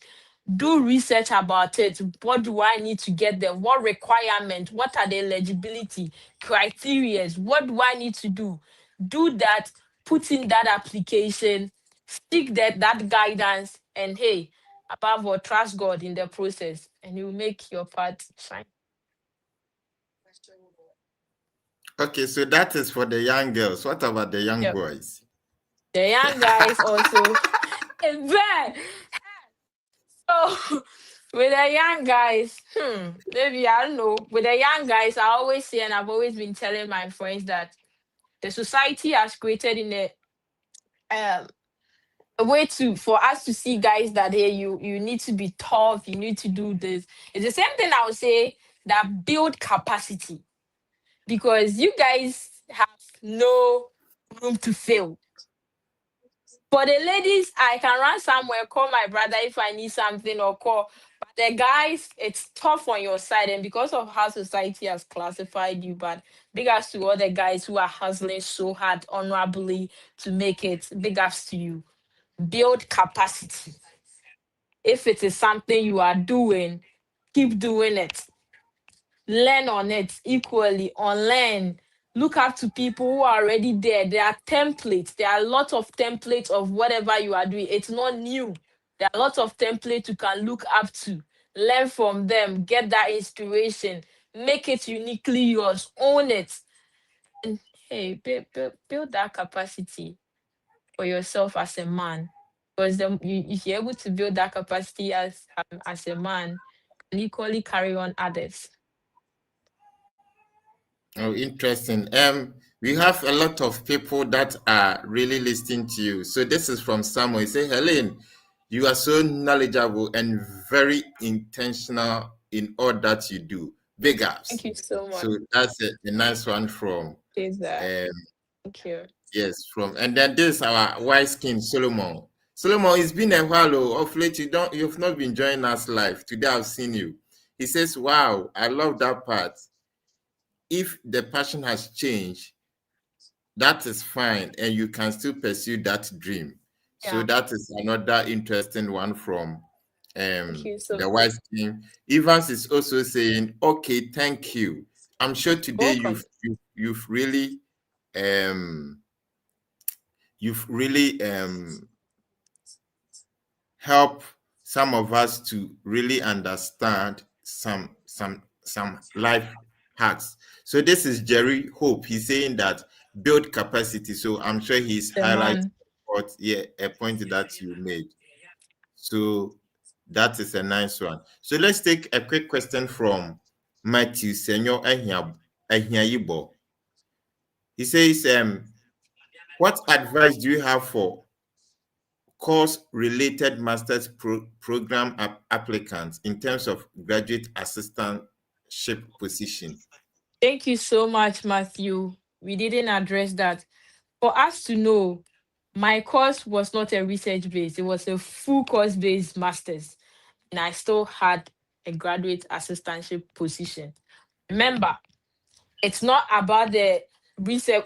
So I've always been saying, if you do not have a research interest, you don't have any teaching, and you have the willingness and the potentiality, the whites look at that, they're able to do, and you showcase that on your CV, send that application. If they list the responsibilities and realize that no, I can do this, send that application during the interview process, use your experiences and let them know that I am willing to learn this and contribute to this role. So yes, it is possible. My course was not a research based, it was a full course based program, yet I still had a graduate assistantship. So it's possible, Matthew. It is possible. Yes, it is possible. That is from our guest today, Helen.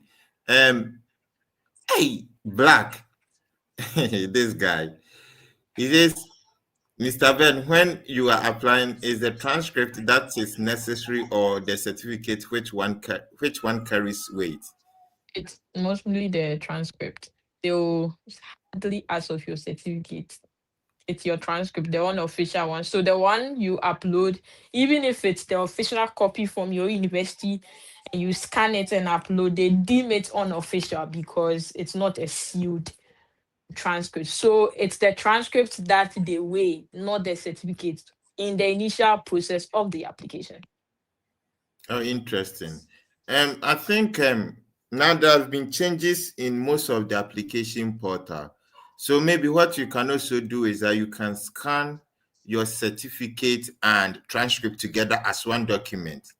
So the And session that upload. you'll be asked to upload your transcript, you can upload and they can still see your certificate. So Black, I hope you have been answered. And of course, the transcript carries more weight Mhm. compared to the Certificate. certificate. Usually the Yeah, certificate is a confirmation that you have graduated, correct. because you only get your certificate on the day of graduation. So for the university to be convinced that you have been graduated, that's where they ask for your certificate. If not, if they have to take decision, about 99% of the decision will be based on the transcript plus other document. So Correct. the certificate is not anything to worry about. So please, Good. if you have not received your certificate at the moment, you can still go on and apply. Thank you. Right.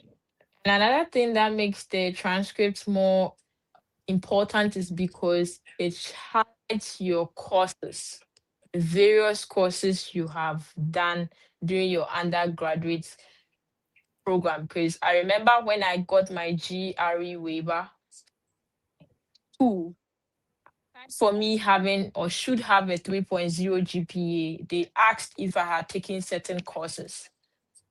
So I had to tick those boxes that yes, truly I did took those courses. So yes, it's able to show you the various courses that you have studied and if truly that is something you need to take a prerequisite course before starting the program or not.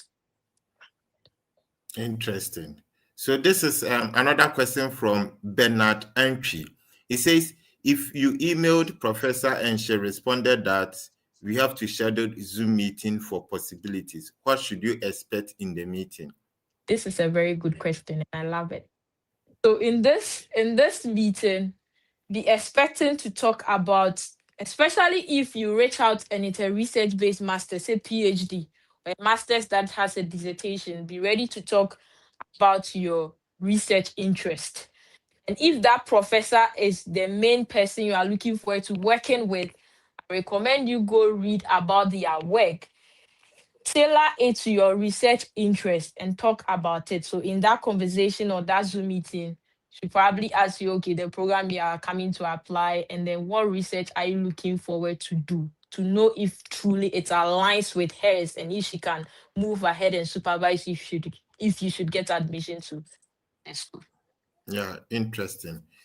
And I think this is apokronkron. This one, like I think most of us, especially in the third world country, are not really aware of this, but it's very important. Please, one thing you should expect is that after maybe the person who is interviewing you asks of your interest and whatever you say, before the meeting ends, expect a question like, do you have any question for me? Please prepare at least 3 strong questions.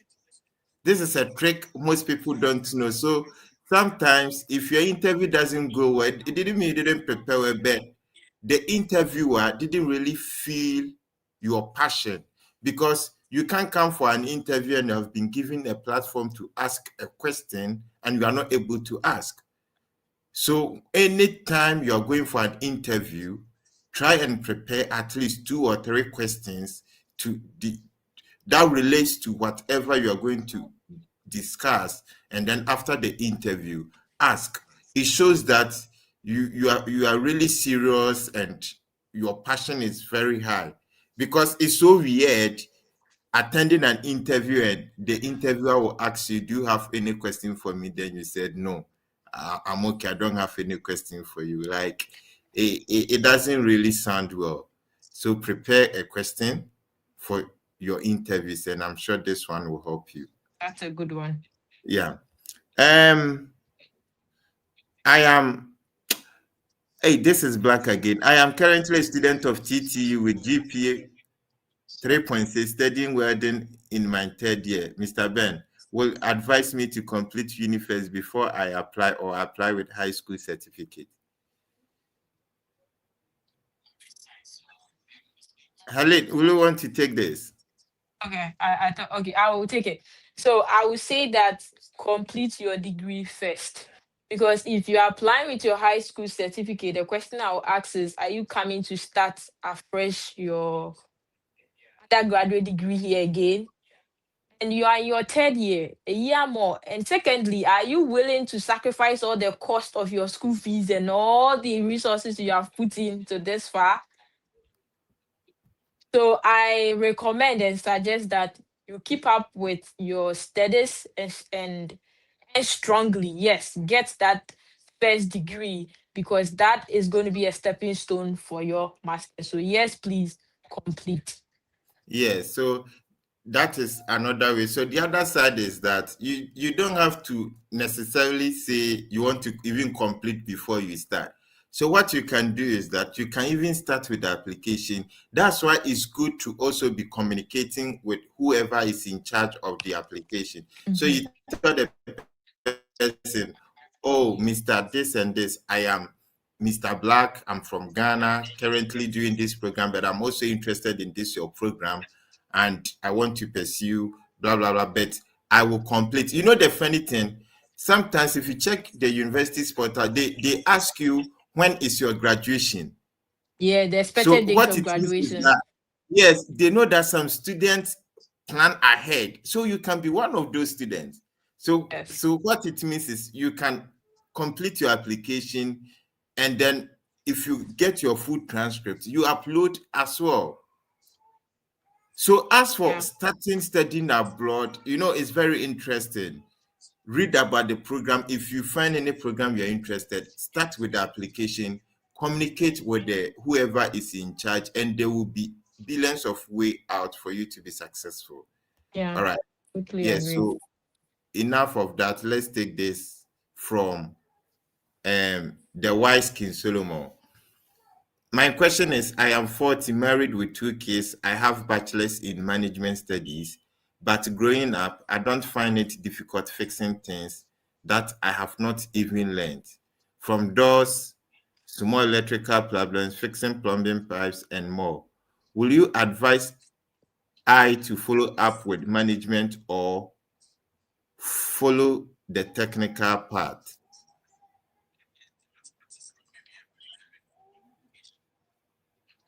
Helen, will you want to start? So I would say that you should follow the technical part. One, you can make this person make money, or you can make money out of this person.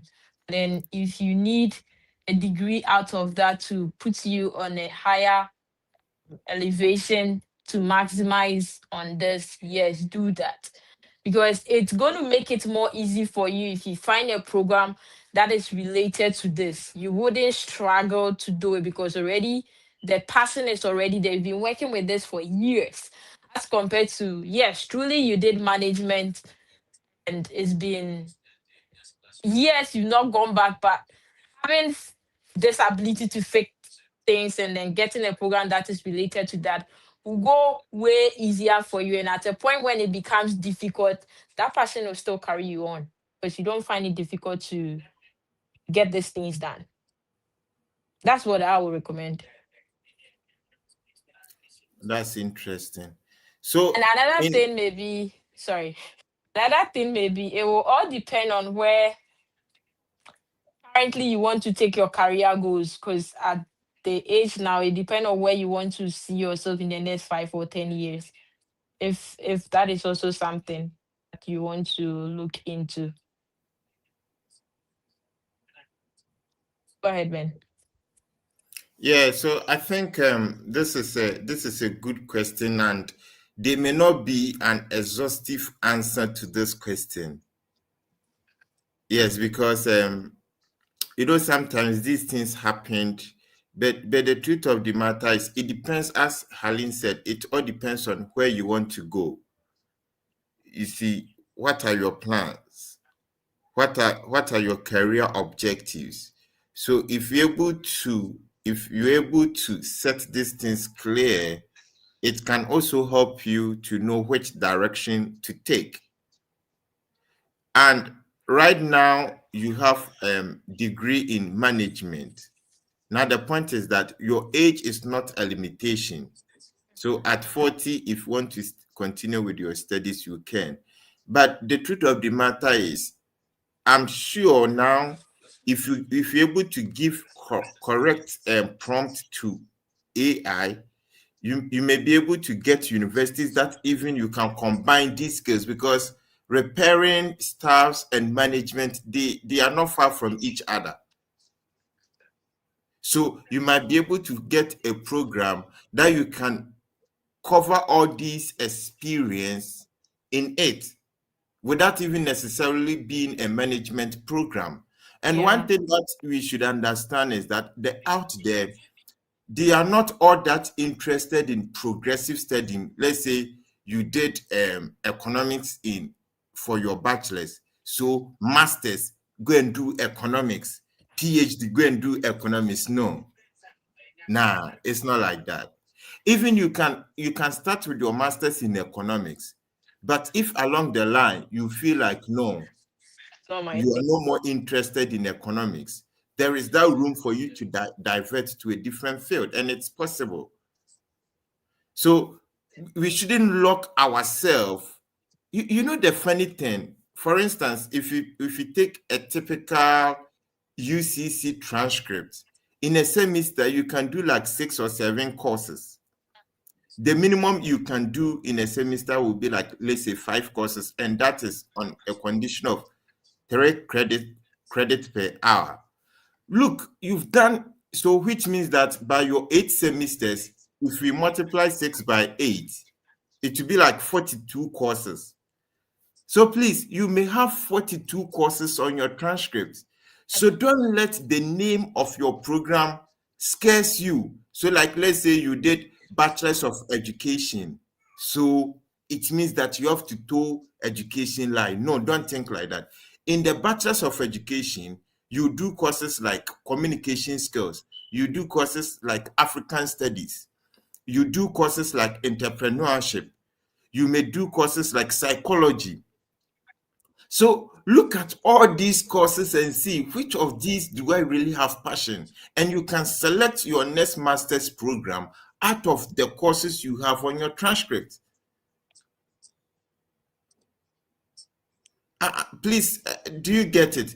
So that you don't cage yourself that I did business management in my bachelor, so I have to go and do masters in business management. No.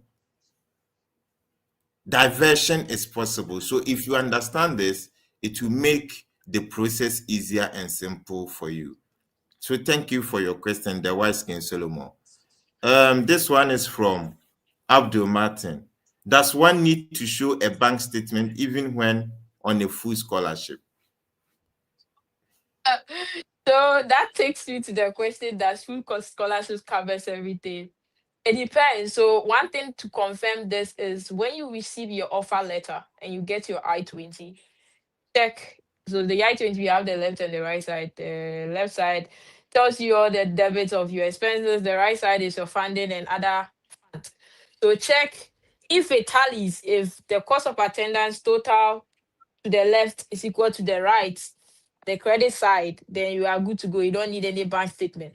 But if you deduct the scholarship you got from the left side and there is a leftover, then that is your deficit. Yes, you need a bank statement before you go for your interview at the embassy. Even though it will be a full scholarship taking care of your tuition, there might be some miscellaneous expenses that is in there as a result from the left side. Does that make sense? Yeah. Yeah, Yeah. so full scholarship, as Helen said, depends on your I-20. So if there is no deficit, there's no need to go to the interview with bank. Interview with it. Yeah, that's interesting. So let's take this one from Street Bible. Hey, Street Bible, are you distributing Bible? The Freddy Fair team, we need some.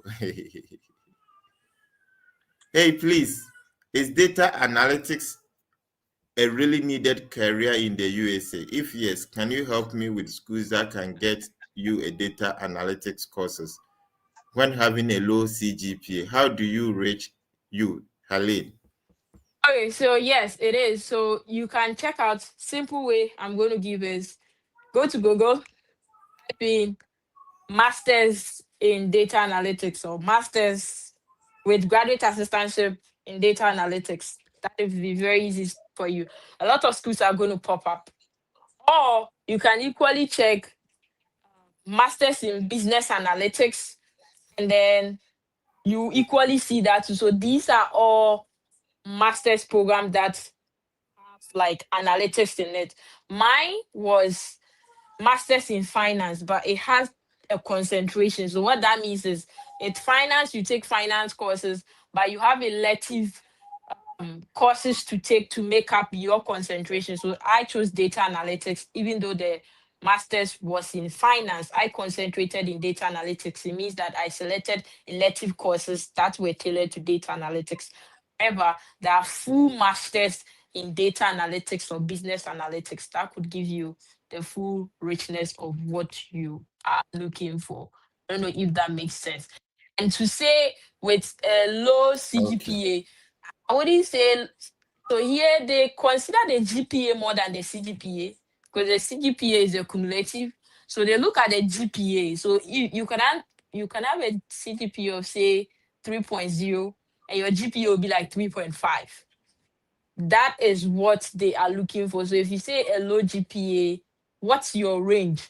And to determine that range is on the school's website at the requirement. So most schools will tell you that okay, to be eligible to be accepted into this program, we need a GPA of 2.5 or 2.0 to 3.0 from accredited university internationally, 3 years or 4 years. So that will let you know the GPA or CGPA criteria that you need to send that application. Yeah, that's a nice one. Thank you. This is Life Worth Living For. I have a degree from Zambia before coming to Ghana. My question is, Zambia take 4 courses per semester, so it kind of makes my degree a bit weak. I only get pre-masters. Please advise me. Don't think, first of all, I would not say, do not even say that your degree is weak. It's not weak. So here in the US, I realized with the undergraduate students, for you to finish with your undergraduate degree, you need to have a sum of 120 credits in total. So from level 100 or your freshman year to your senior year, combined should be 120 and above, depending on your major and your minor. I realized from Ghana, when I calculated my total course I took, or other African country, it's over 140. 140. So that means that my 4-year degree was like twice of theirs here, if you should bring it to the US standard of viewing that same transcript certificate. So please, your degree is not weak. I wouldn't say that it is weak. It's not weak. So far as it's from any African country or Ghana, you are taking more than 6 courses. That is enough, and that is rich enough for you to get your master's abroad in any country, say Germany, UK. So yes. Interesting. So whilst we are taking some questions, what have you missed back home? Back home, miss our food, even though I prepare it sometimes, actually, I still miss our food, our community, these two, and then family. So food, community, yeah. Oh, okay. So Keep back home is do you think if you have skills before traveling to the US, it really have a great impact? this one, yes. So especially for my ladies with braiding. Braiding is very expensive here. So if you are somewhere here, you are like, hey, I just enjoy like braiding, or please learn it. Learn it. Even if it's not that perfect, learn it. It's going to fetch you money, even to help your own Ghanaian students or other country students. People love to braid, even if it's not the same amount as they charge outside, because they charge outside very huge. But even if you are taking, say, half or a bit less than, you will still make money. Yes, for my ladies, if it is hairdressing, yes, please do get a skill. And one thing is here, a lot of things you do it by yourself. DIY, do it yourself. So if you have a skill of say you know how to fix something, there is nothing like your door is spotted, you're going to call the carpenter. No, you have to figure it out. You have to get those screws and put it together. And if you hire someone they are charging you per hour to fix that. And it's expensive, and this is something that an international student you don't want to be losing your money to start. So yes, Ben, this is very Especially serious. if you do the conversion to your local currency. Hey, that's currency syndrome. It's to each if you follow, you don't do anything, you don't even buy groceries. So yes, please, if you have any skill, learn it. If you travel, whether hairdressing, whatever, fix it. Just get it. It will be useful while you get here. Yes, please. Yeah, so still on the hair. My guys, you know Helen was talking in favor of the ladies. Yes. They Oh, should learn sorry. The braiding. guys My too. Oh guys, no. learn The how hair. to Yes. barbell. Yes. You True. True. True. My bad. The guys too. Yes. As a result, people, those who were even those who knew how to like cut hair were making that as a business, like, among the guys. So yes, learn how to cut. Very important.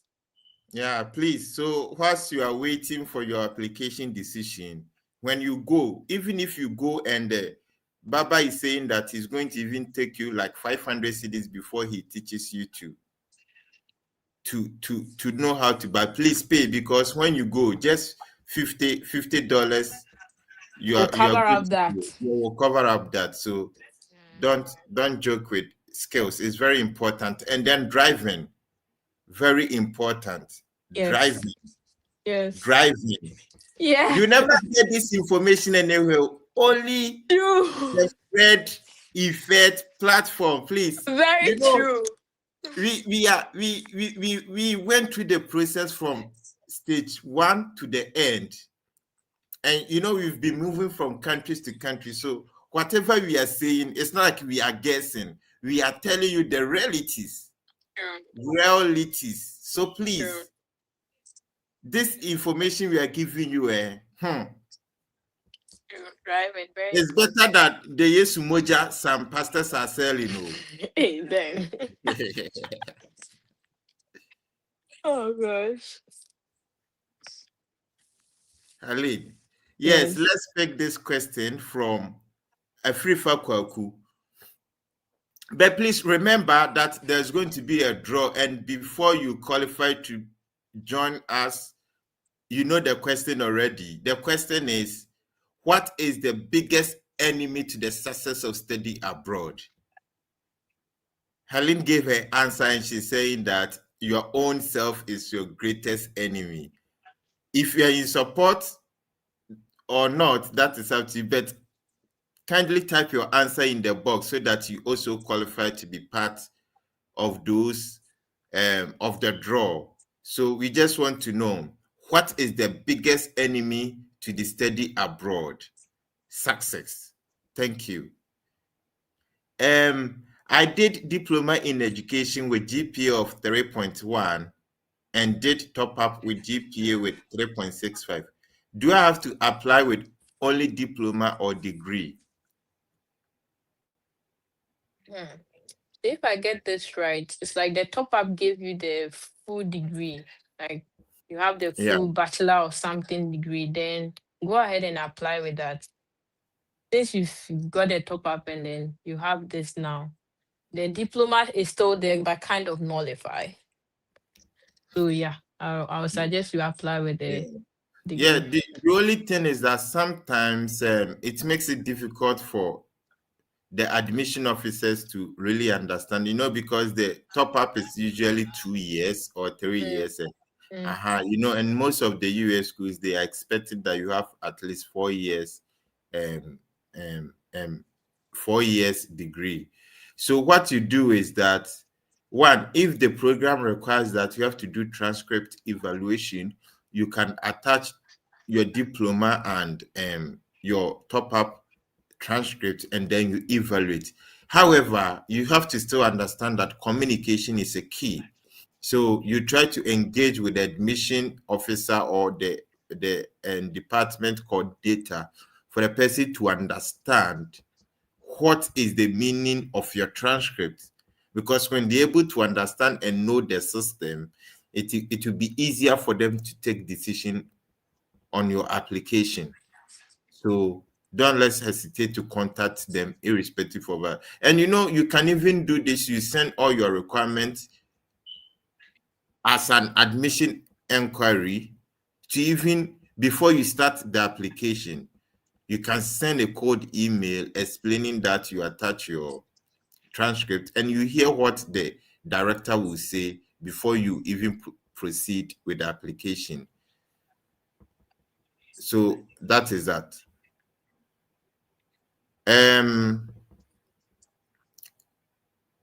Street Bible says he has last question for Helen. He said, I'm a graduate from UCC with BSc Economics certificate. I'm actually interested in getting another degree, data analytics instead of masters. What would be your advice? Oh, you mean getting another undergraduate degree? That's what you Yes. mean? Oh So yeah, he yeah. has BSc in economics, Mm-hmm. but he's interested in data analytics. So instead of masters, he wants to go into like BSc data analytics. Oh yeah, it's possible. Even if you want to do that or you want to check data science, depending on your skill set and qualification that you have, or you can go do another. So check.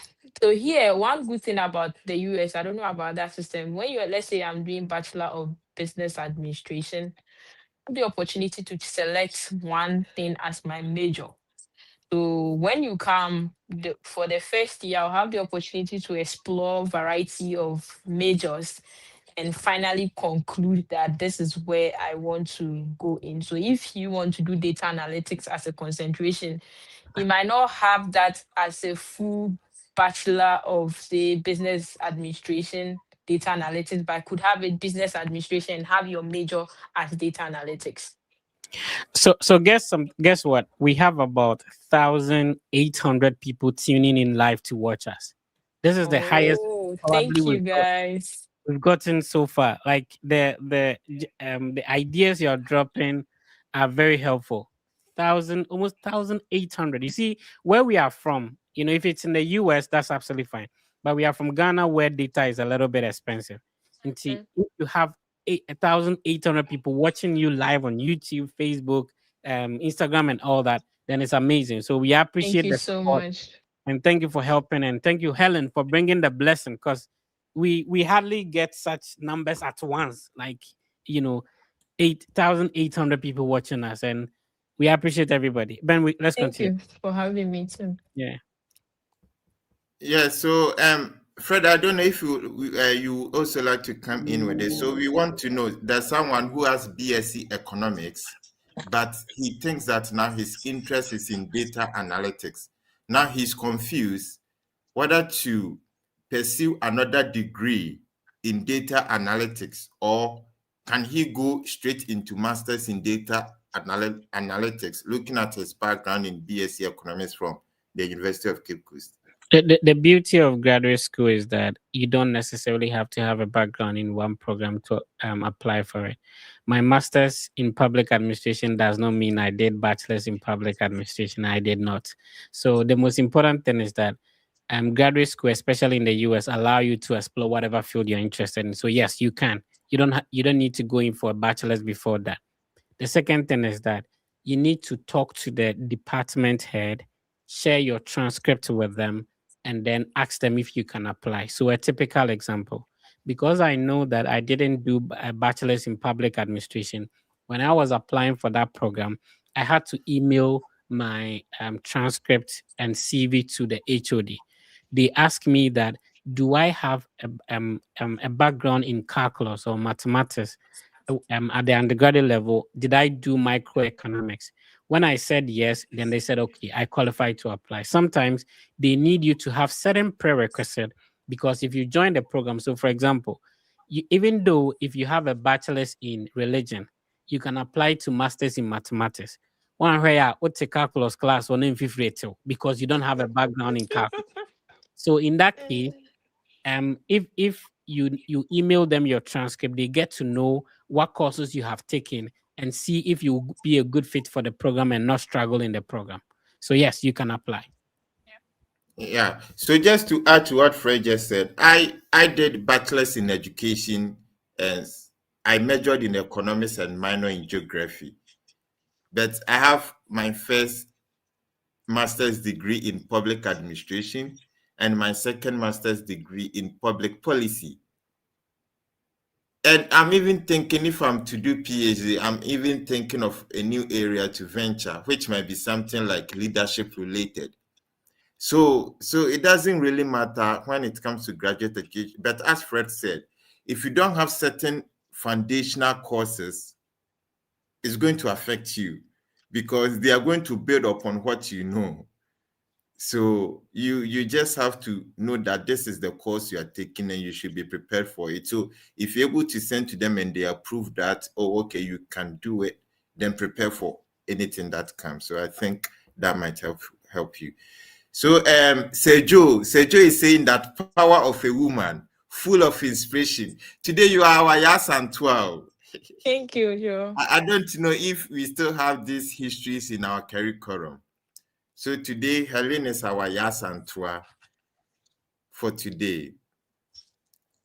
So this is another one from Fred. If you can share the link so that those who wants to join us live. Helen, do you still have time for us? Yes, please, at your service. Who am Oh, I? Black Coffee is waiting. Come on, Ben. Let's get this. All right. So, If you hello, want to please. join us, okay. If I'm coming, Ben. If you want to join us to ask your question, you can join us directly in the studio and then talk to us whilst we try to respond some questions here. So I'm posting them in the comment section. Click on the link. You can join us live in the studio. I see Abdul Martin, but I think Martin is having connection issues. So I'm sharing the link across all our social media platforms. Click on it, join us directly. We'll be happy to respond to your questions. Let's go on, Ben.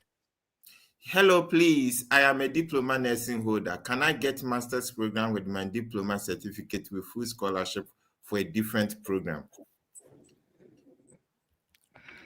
Yeah. Helen, you want to come in?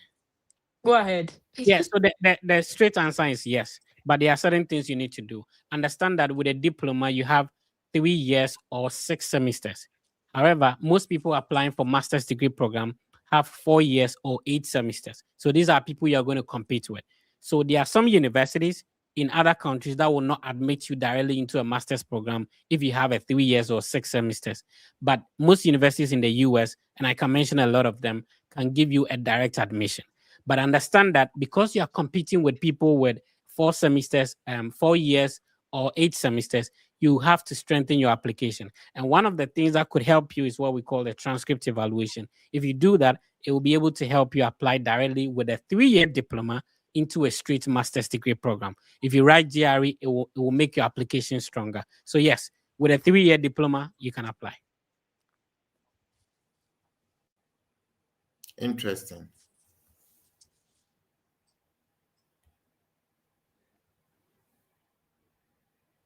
It says, and this is from, the name, Sammy. Okay, the Sammy is okay. So let me go by Samuel and be free. Someone said, please, if you want to do masters in nursing, do you need to evaluate your transcript before applying for it? And I would like to know if I'll get full funded scholarship for masters in nursing. Let's explain transcript evaluation. Transcript evaluation is for 2 things. One, we want to, the university wants to know that indeed Ben is the one that went to this university. Ben went to Helen University and graduated and got this qualification. So they want to authenticate your qualification. The second thing is that, some academic qualifications, in different countries have to be converted into the US, equivalency. So if you go to KNUST, for example, you have CWA. We want to know the CGP equivalent. So transcript evaluation is so that your qualification is authenticated so that you wouldn't go and forge any document to come and apply to a school. The second thing is that we want to translate or convert whatever qualification you have in your country into the US equivalent. Now, not all universities require this transcript evaluation. So there are a lot of universities that even if you evaluate your transcript, they are not going to accept it. I've been to like 5 different universities so far. My first 3 universities, they all did not require transcript evaluation. So if you want to go to high university, you don't need it. Indiana University Bloomington, you don't need it. If you want to go to University of Alabama, even if you evaluate it, they will not take it. So the transcript evaluation is a requirement for some universities and not a compulsory requirement for every university. So if you can afford it, there are advantages associated with that. If you cannot afford it, there are universities you can apply to without the evaluation. So I hope this helps. Yeah, that's fine. So please, if you have not liked the live session, kindly like, and then as usual, let's share. And thank you for sharing, because now we are close to 1,900. Yeah, we still have to get to Sankore. We've not gotten to Sankore yet. If anyone watching us from Sankore, you can type in the comment section. We've not gotten there, so let's share the link, like, and make sure that it gets to Sankore so that they see the this year. They know that someone from that remote area has been able to rise to the United States of America, and now life is better, isn't it? Yes, that goes good. Are you enjoying life? Of course. Yeah. Oh, okay. Fred, I think someone wants to join us live. Jennifer. Okay. Yes, sir. Jennifer, you have to have a quiet location. Jennifer. This is social media, so if you have to... Jennifer, your environment is super noisy. Unfortunately, we can't put you on. You have to get a quiet place that would help us. So if Jennifer has a quiet place, we can put you on. But if not, then please do that. Thank you.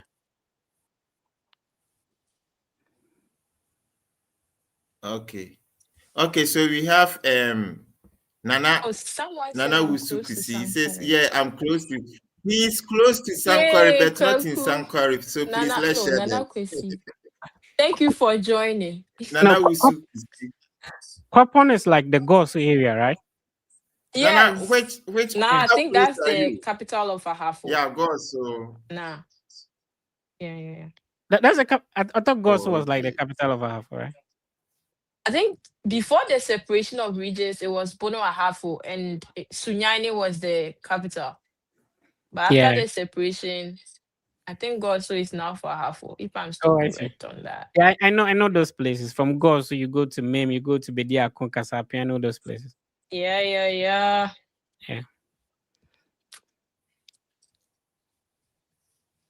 Okay, so hey, today Black he says, must the recommendation letter come from your department only?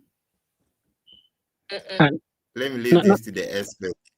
no, not necessarily. I mean, recommendation could come from your supervisor at work. It could come from a religious person. I had, one student that had a president to recommend him as well. So yeah, the most important thing is the person should have like an institutional email address. That's the most important thing. Yeah. Hi, Samuel Adu. How you doing, sir? Samuel, you have to unmute your microphone if possible. Put your video on. Hi, Samuel. Yeah, hi, Fred. Go ahead. We are listening, sir. Actually, I graduated this year from the University of Education, reading from the with political science education, and I want to read public administration, and I just want to find out if it can be possible. But actually, I had a course which is Introduction to Public Administration as one of the course when I was doing my undergrad. Helen, you want to go on?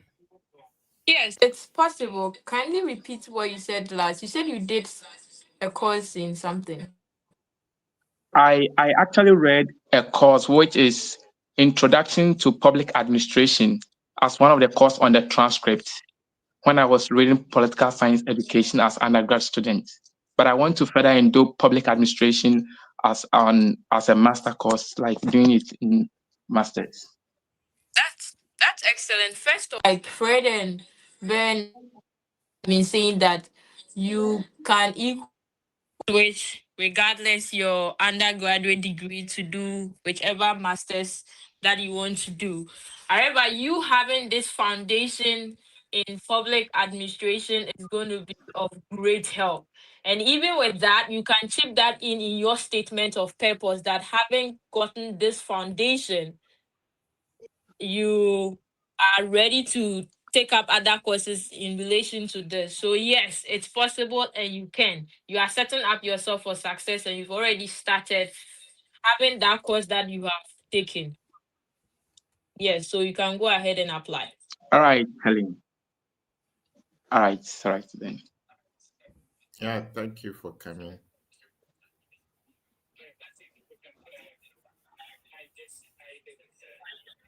So we can take. Hi, Fred.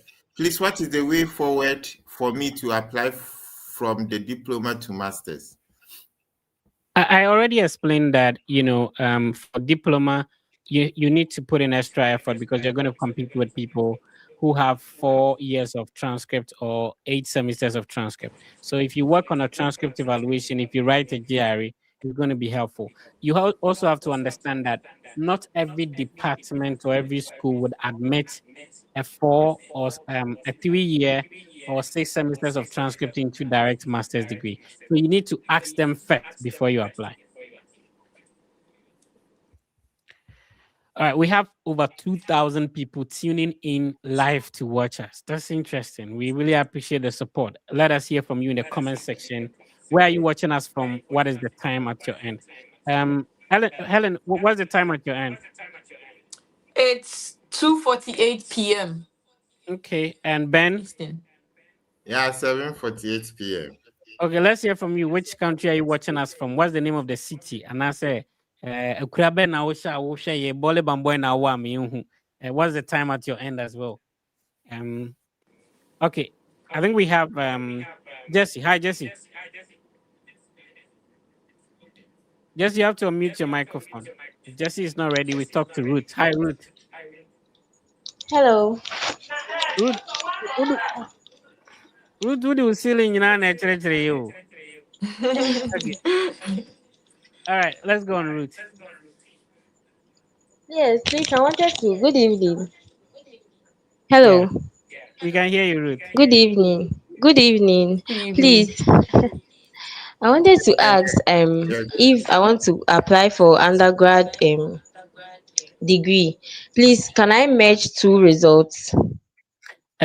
You can't apply for undergrad in degree. Ruth Nyantobasi, take your time and ask your question. What's your question? You can't apply Okay. for undergrad in degree.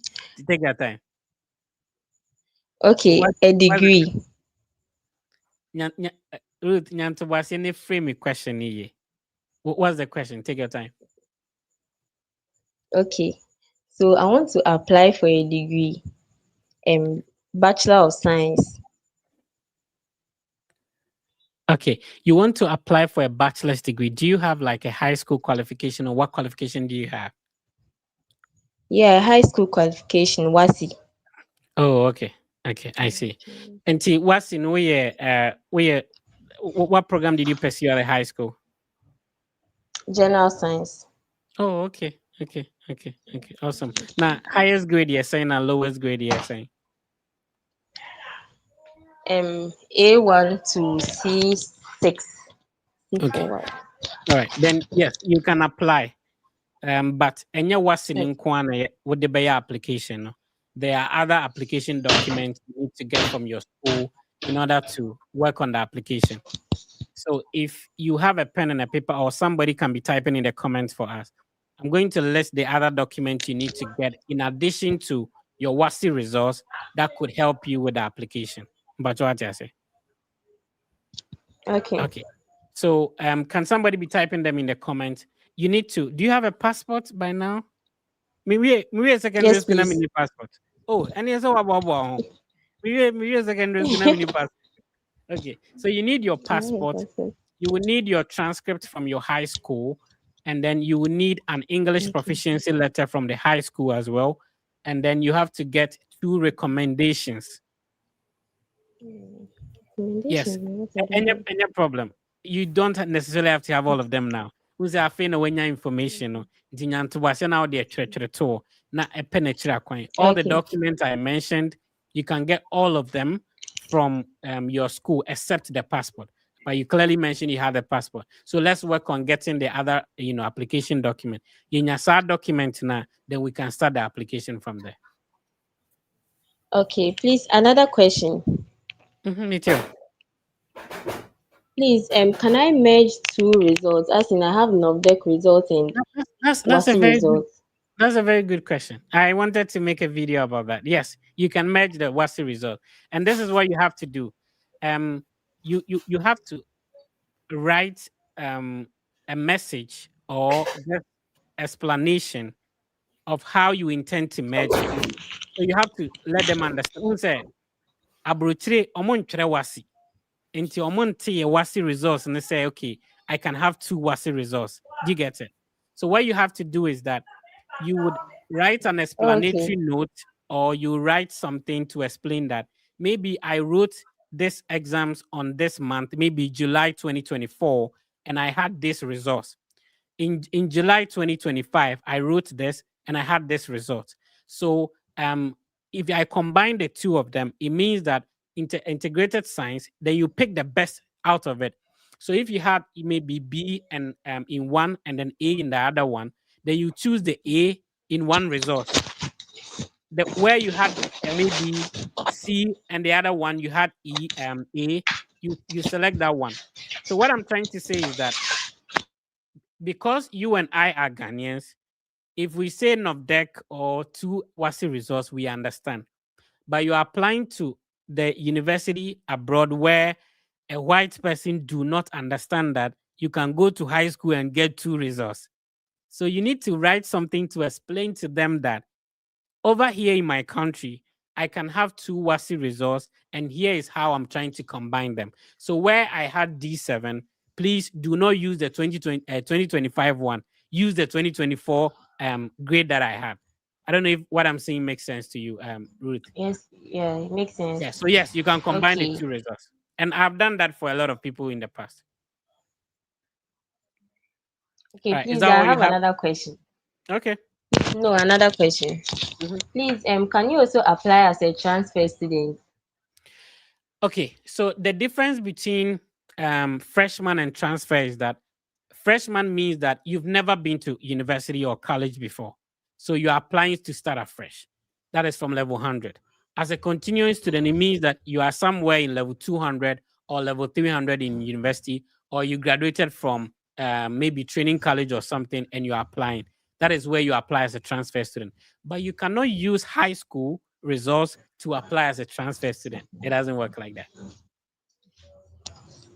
Okay. Please, can you apply in level 100? Rephrase that question.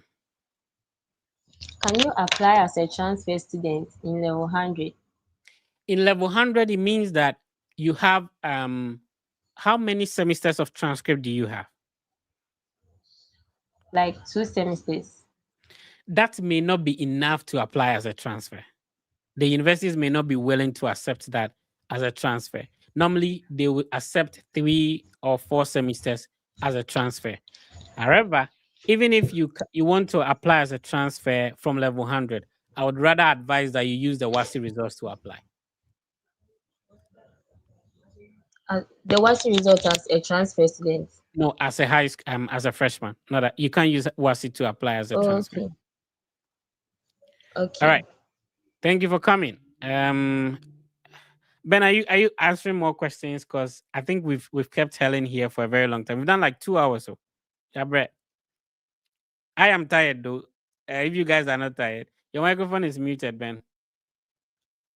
Helen said there is no black coffee, so we can still go. Okay. Okay. That's fine. Very. I am getting tired. He Anyway. says, my name is Philippa. I am 51 years and a teacher. I have BSc in fashion and textiles designs education. Can I do masters in early childhood? Yeah. Yeah, 51 years, masters in early childhood. Highly possible. We need to see your transcripts first. That would help whether you can apply or not. And also the gap years. We need to find maybe a professional experience or write an exams to fit in for the gap years as well. So yeah, it's possible. There's no age limit. I think all my classmates, they are older than me. They are grown people. Oh. They all have kids and they are married and all that. So yeah, it's possible. Let's see if we can bring other people on. Mr. Joseph, how you doing?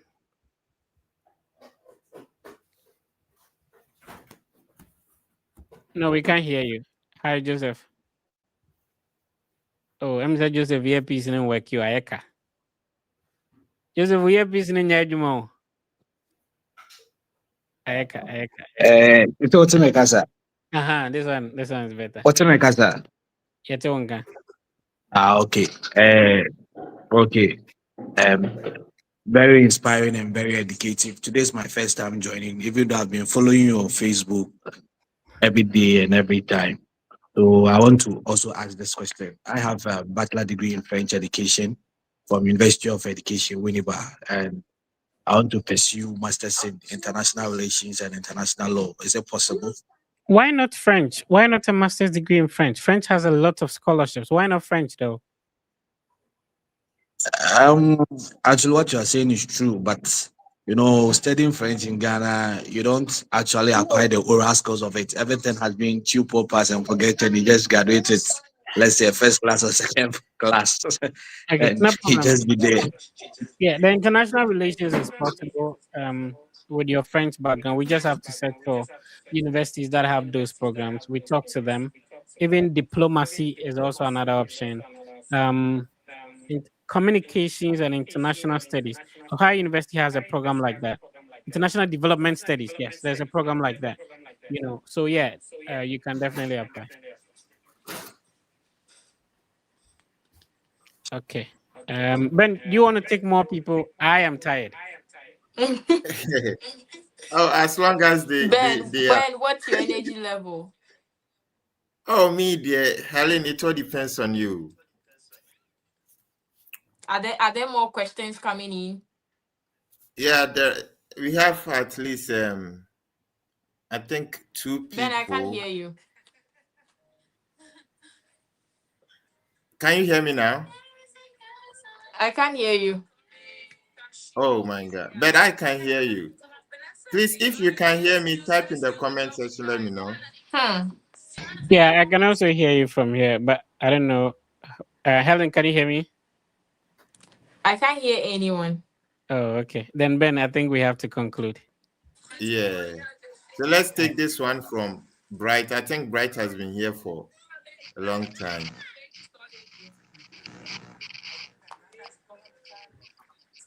Yeah, Bright. Yeah, hello, Ben. Speak to us. Yeah, good morning from my end. Yeah, In good fact, morning. Mr. Fred is a friend to me. I just want to say hi to him and also say a big kudos to the great work that he's actually doing.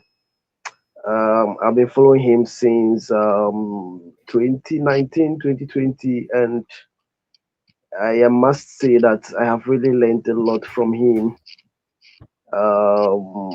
Personally, he coached me, although I couldn't get a visa at that time.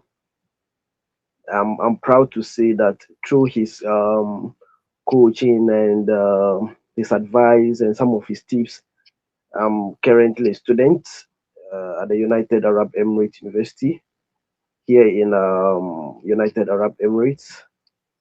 I'm currently pursuing my PhD in petroleum engineering. So, I mean, kudos to Mr. Fred and the entire team. I'm really grateful and God bless him. Basically, that.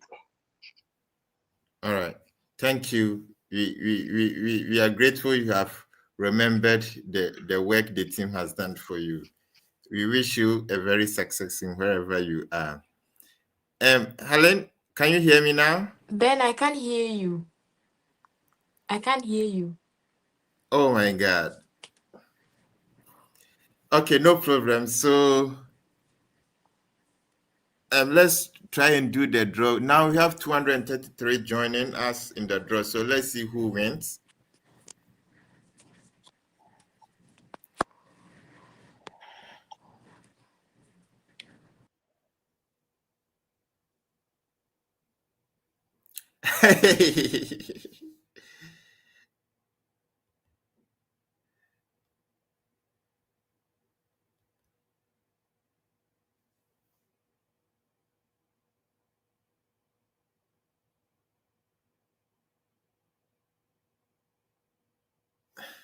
Okay, so congratulations to Efua Nyamewa as the winner for today's draw. So Efua, okay, Fred, want to come? Yeah, for you send us a message on Instagram. The reason why the Fred effect appeared is because I also typed in the comment section. So people should understand that it's a system. We don't control it. And so when you type your comment, that's how the system captures it. So that's how come it ended up selecting the Fred effect at the same time. So yeah, it's been a great session. We thank you all for joining. We wanted to conclude with Helen, but unfortunately she's not hearing us. But it's been helpful. Remember, the podcast will be live across all the Fred Effect social media platforms. At the moment, if you have a qualification, bachelor's or high school, send your transcript to our Instagram, the Fred Effect. It is a verified account, and then we'll let you know whether you can secure an admission and a scholarship. And we also have a collaboration with Argo Visa. Argo Visa is a team of ex-visa officers, and so if you are preparing for a visa interview, try and talk to Argo Visa That's the link I'm sharing on the screen. So you type it in your browser, rb.gy/ku72vb, and then you can schedule a one-on-one consultation with an ex-visa officer before you go for your visa interview. Let's see if Helen can give us our final word before we wrap up today. Helen, can you hear us now? Yes, I can hear you. I had to sign out and come in again. So final words So before we your close final today. words, to especially to those in Sankore. I can't hear again. I cannot hear again. Can you hear me now? Oh man, okay. Helen cannot hear us, so Ben, we draw the curtains today. We appreciate everyone for joining, and next week we'll come your way with another exciting episode of the Study Abroad podcast with the Fred Effect. Be sure to follow, subscribe, share, like, so that you can people can also benefit from the ideas and information we share on this platform. Ben, we will see people next week. Yeah, sure.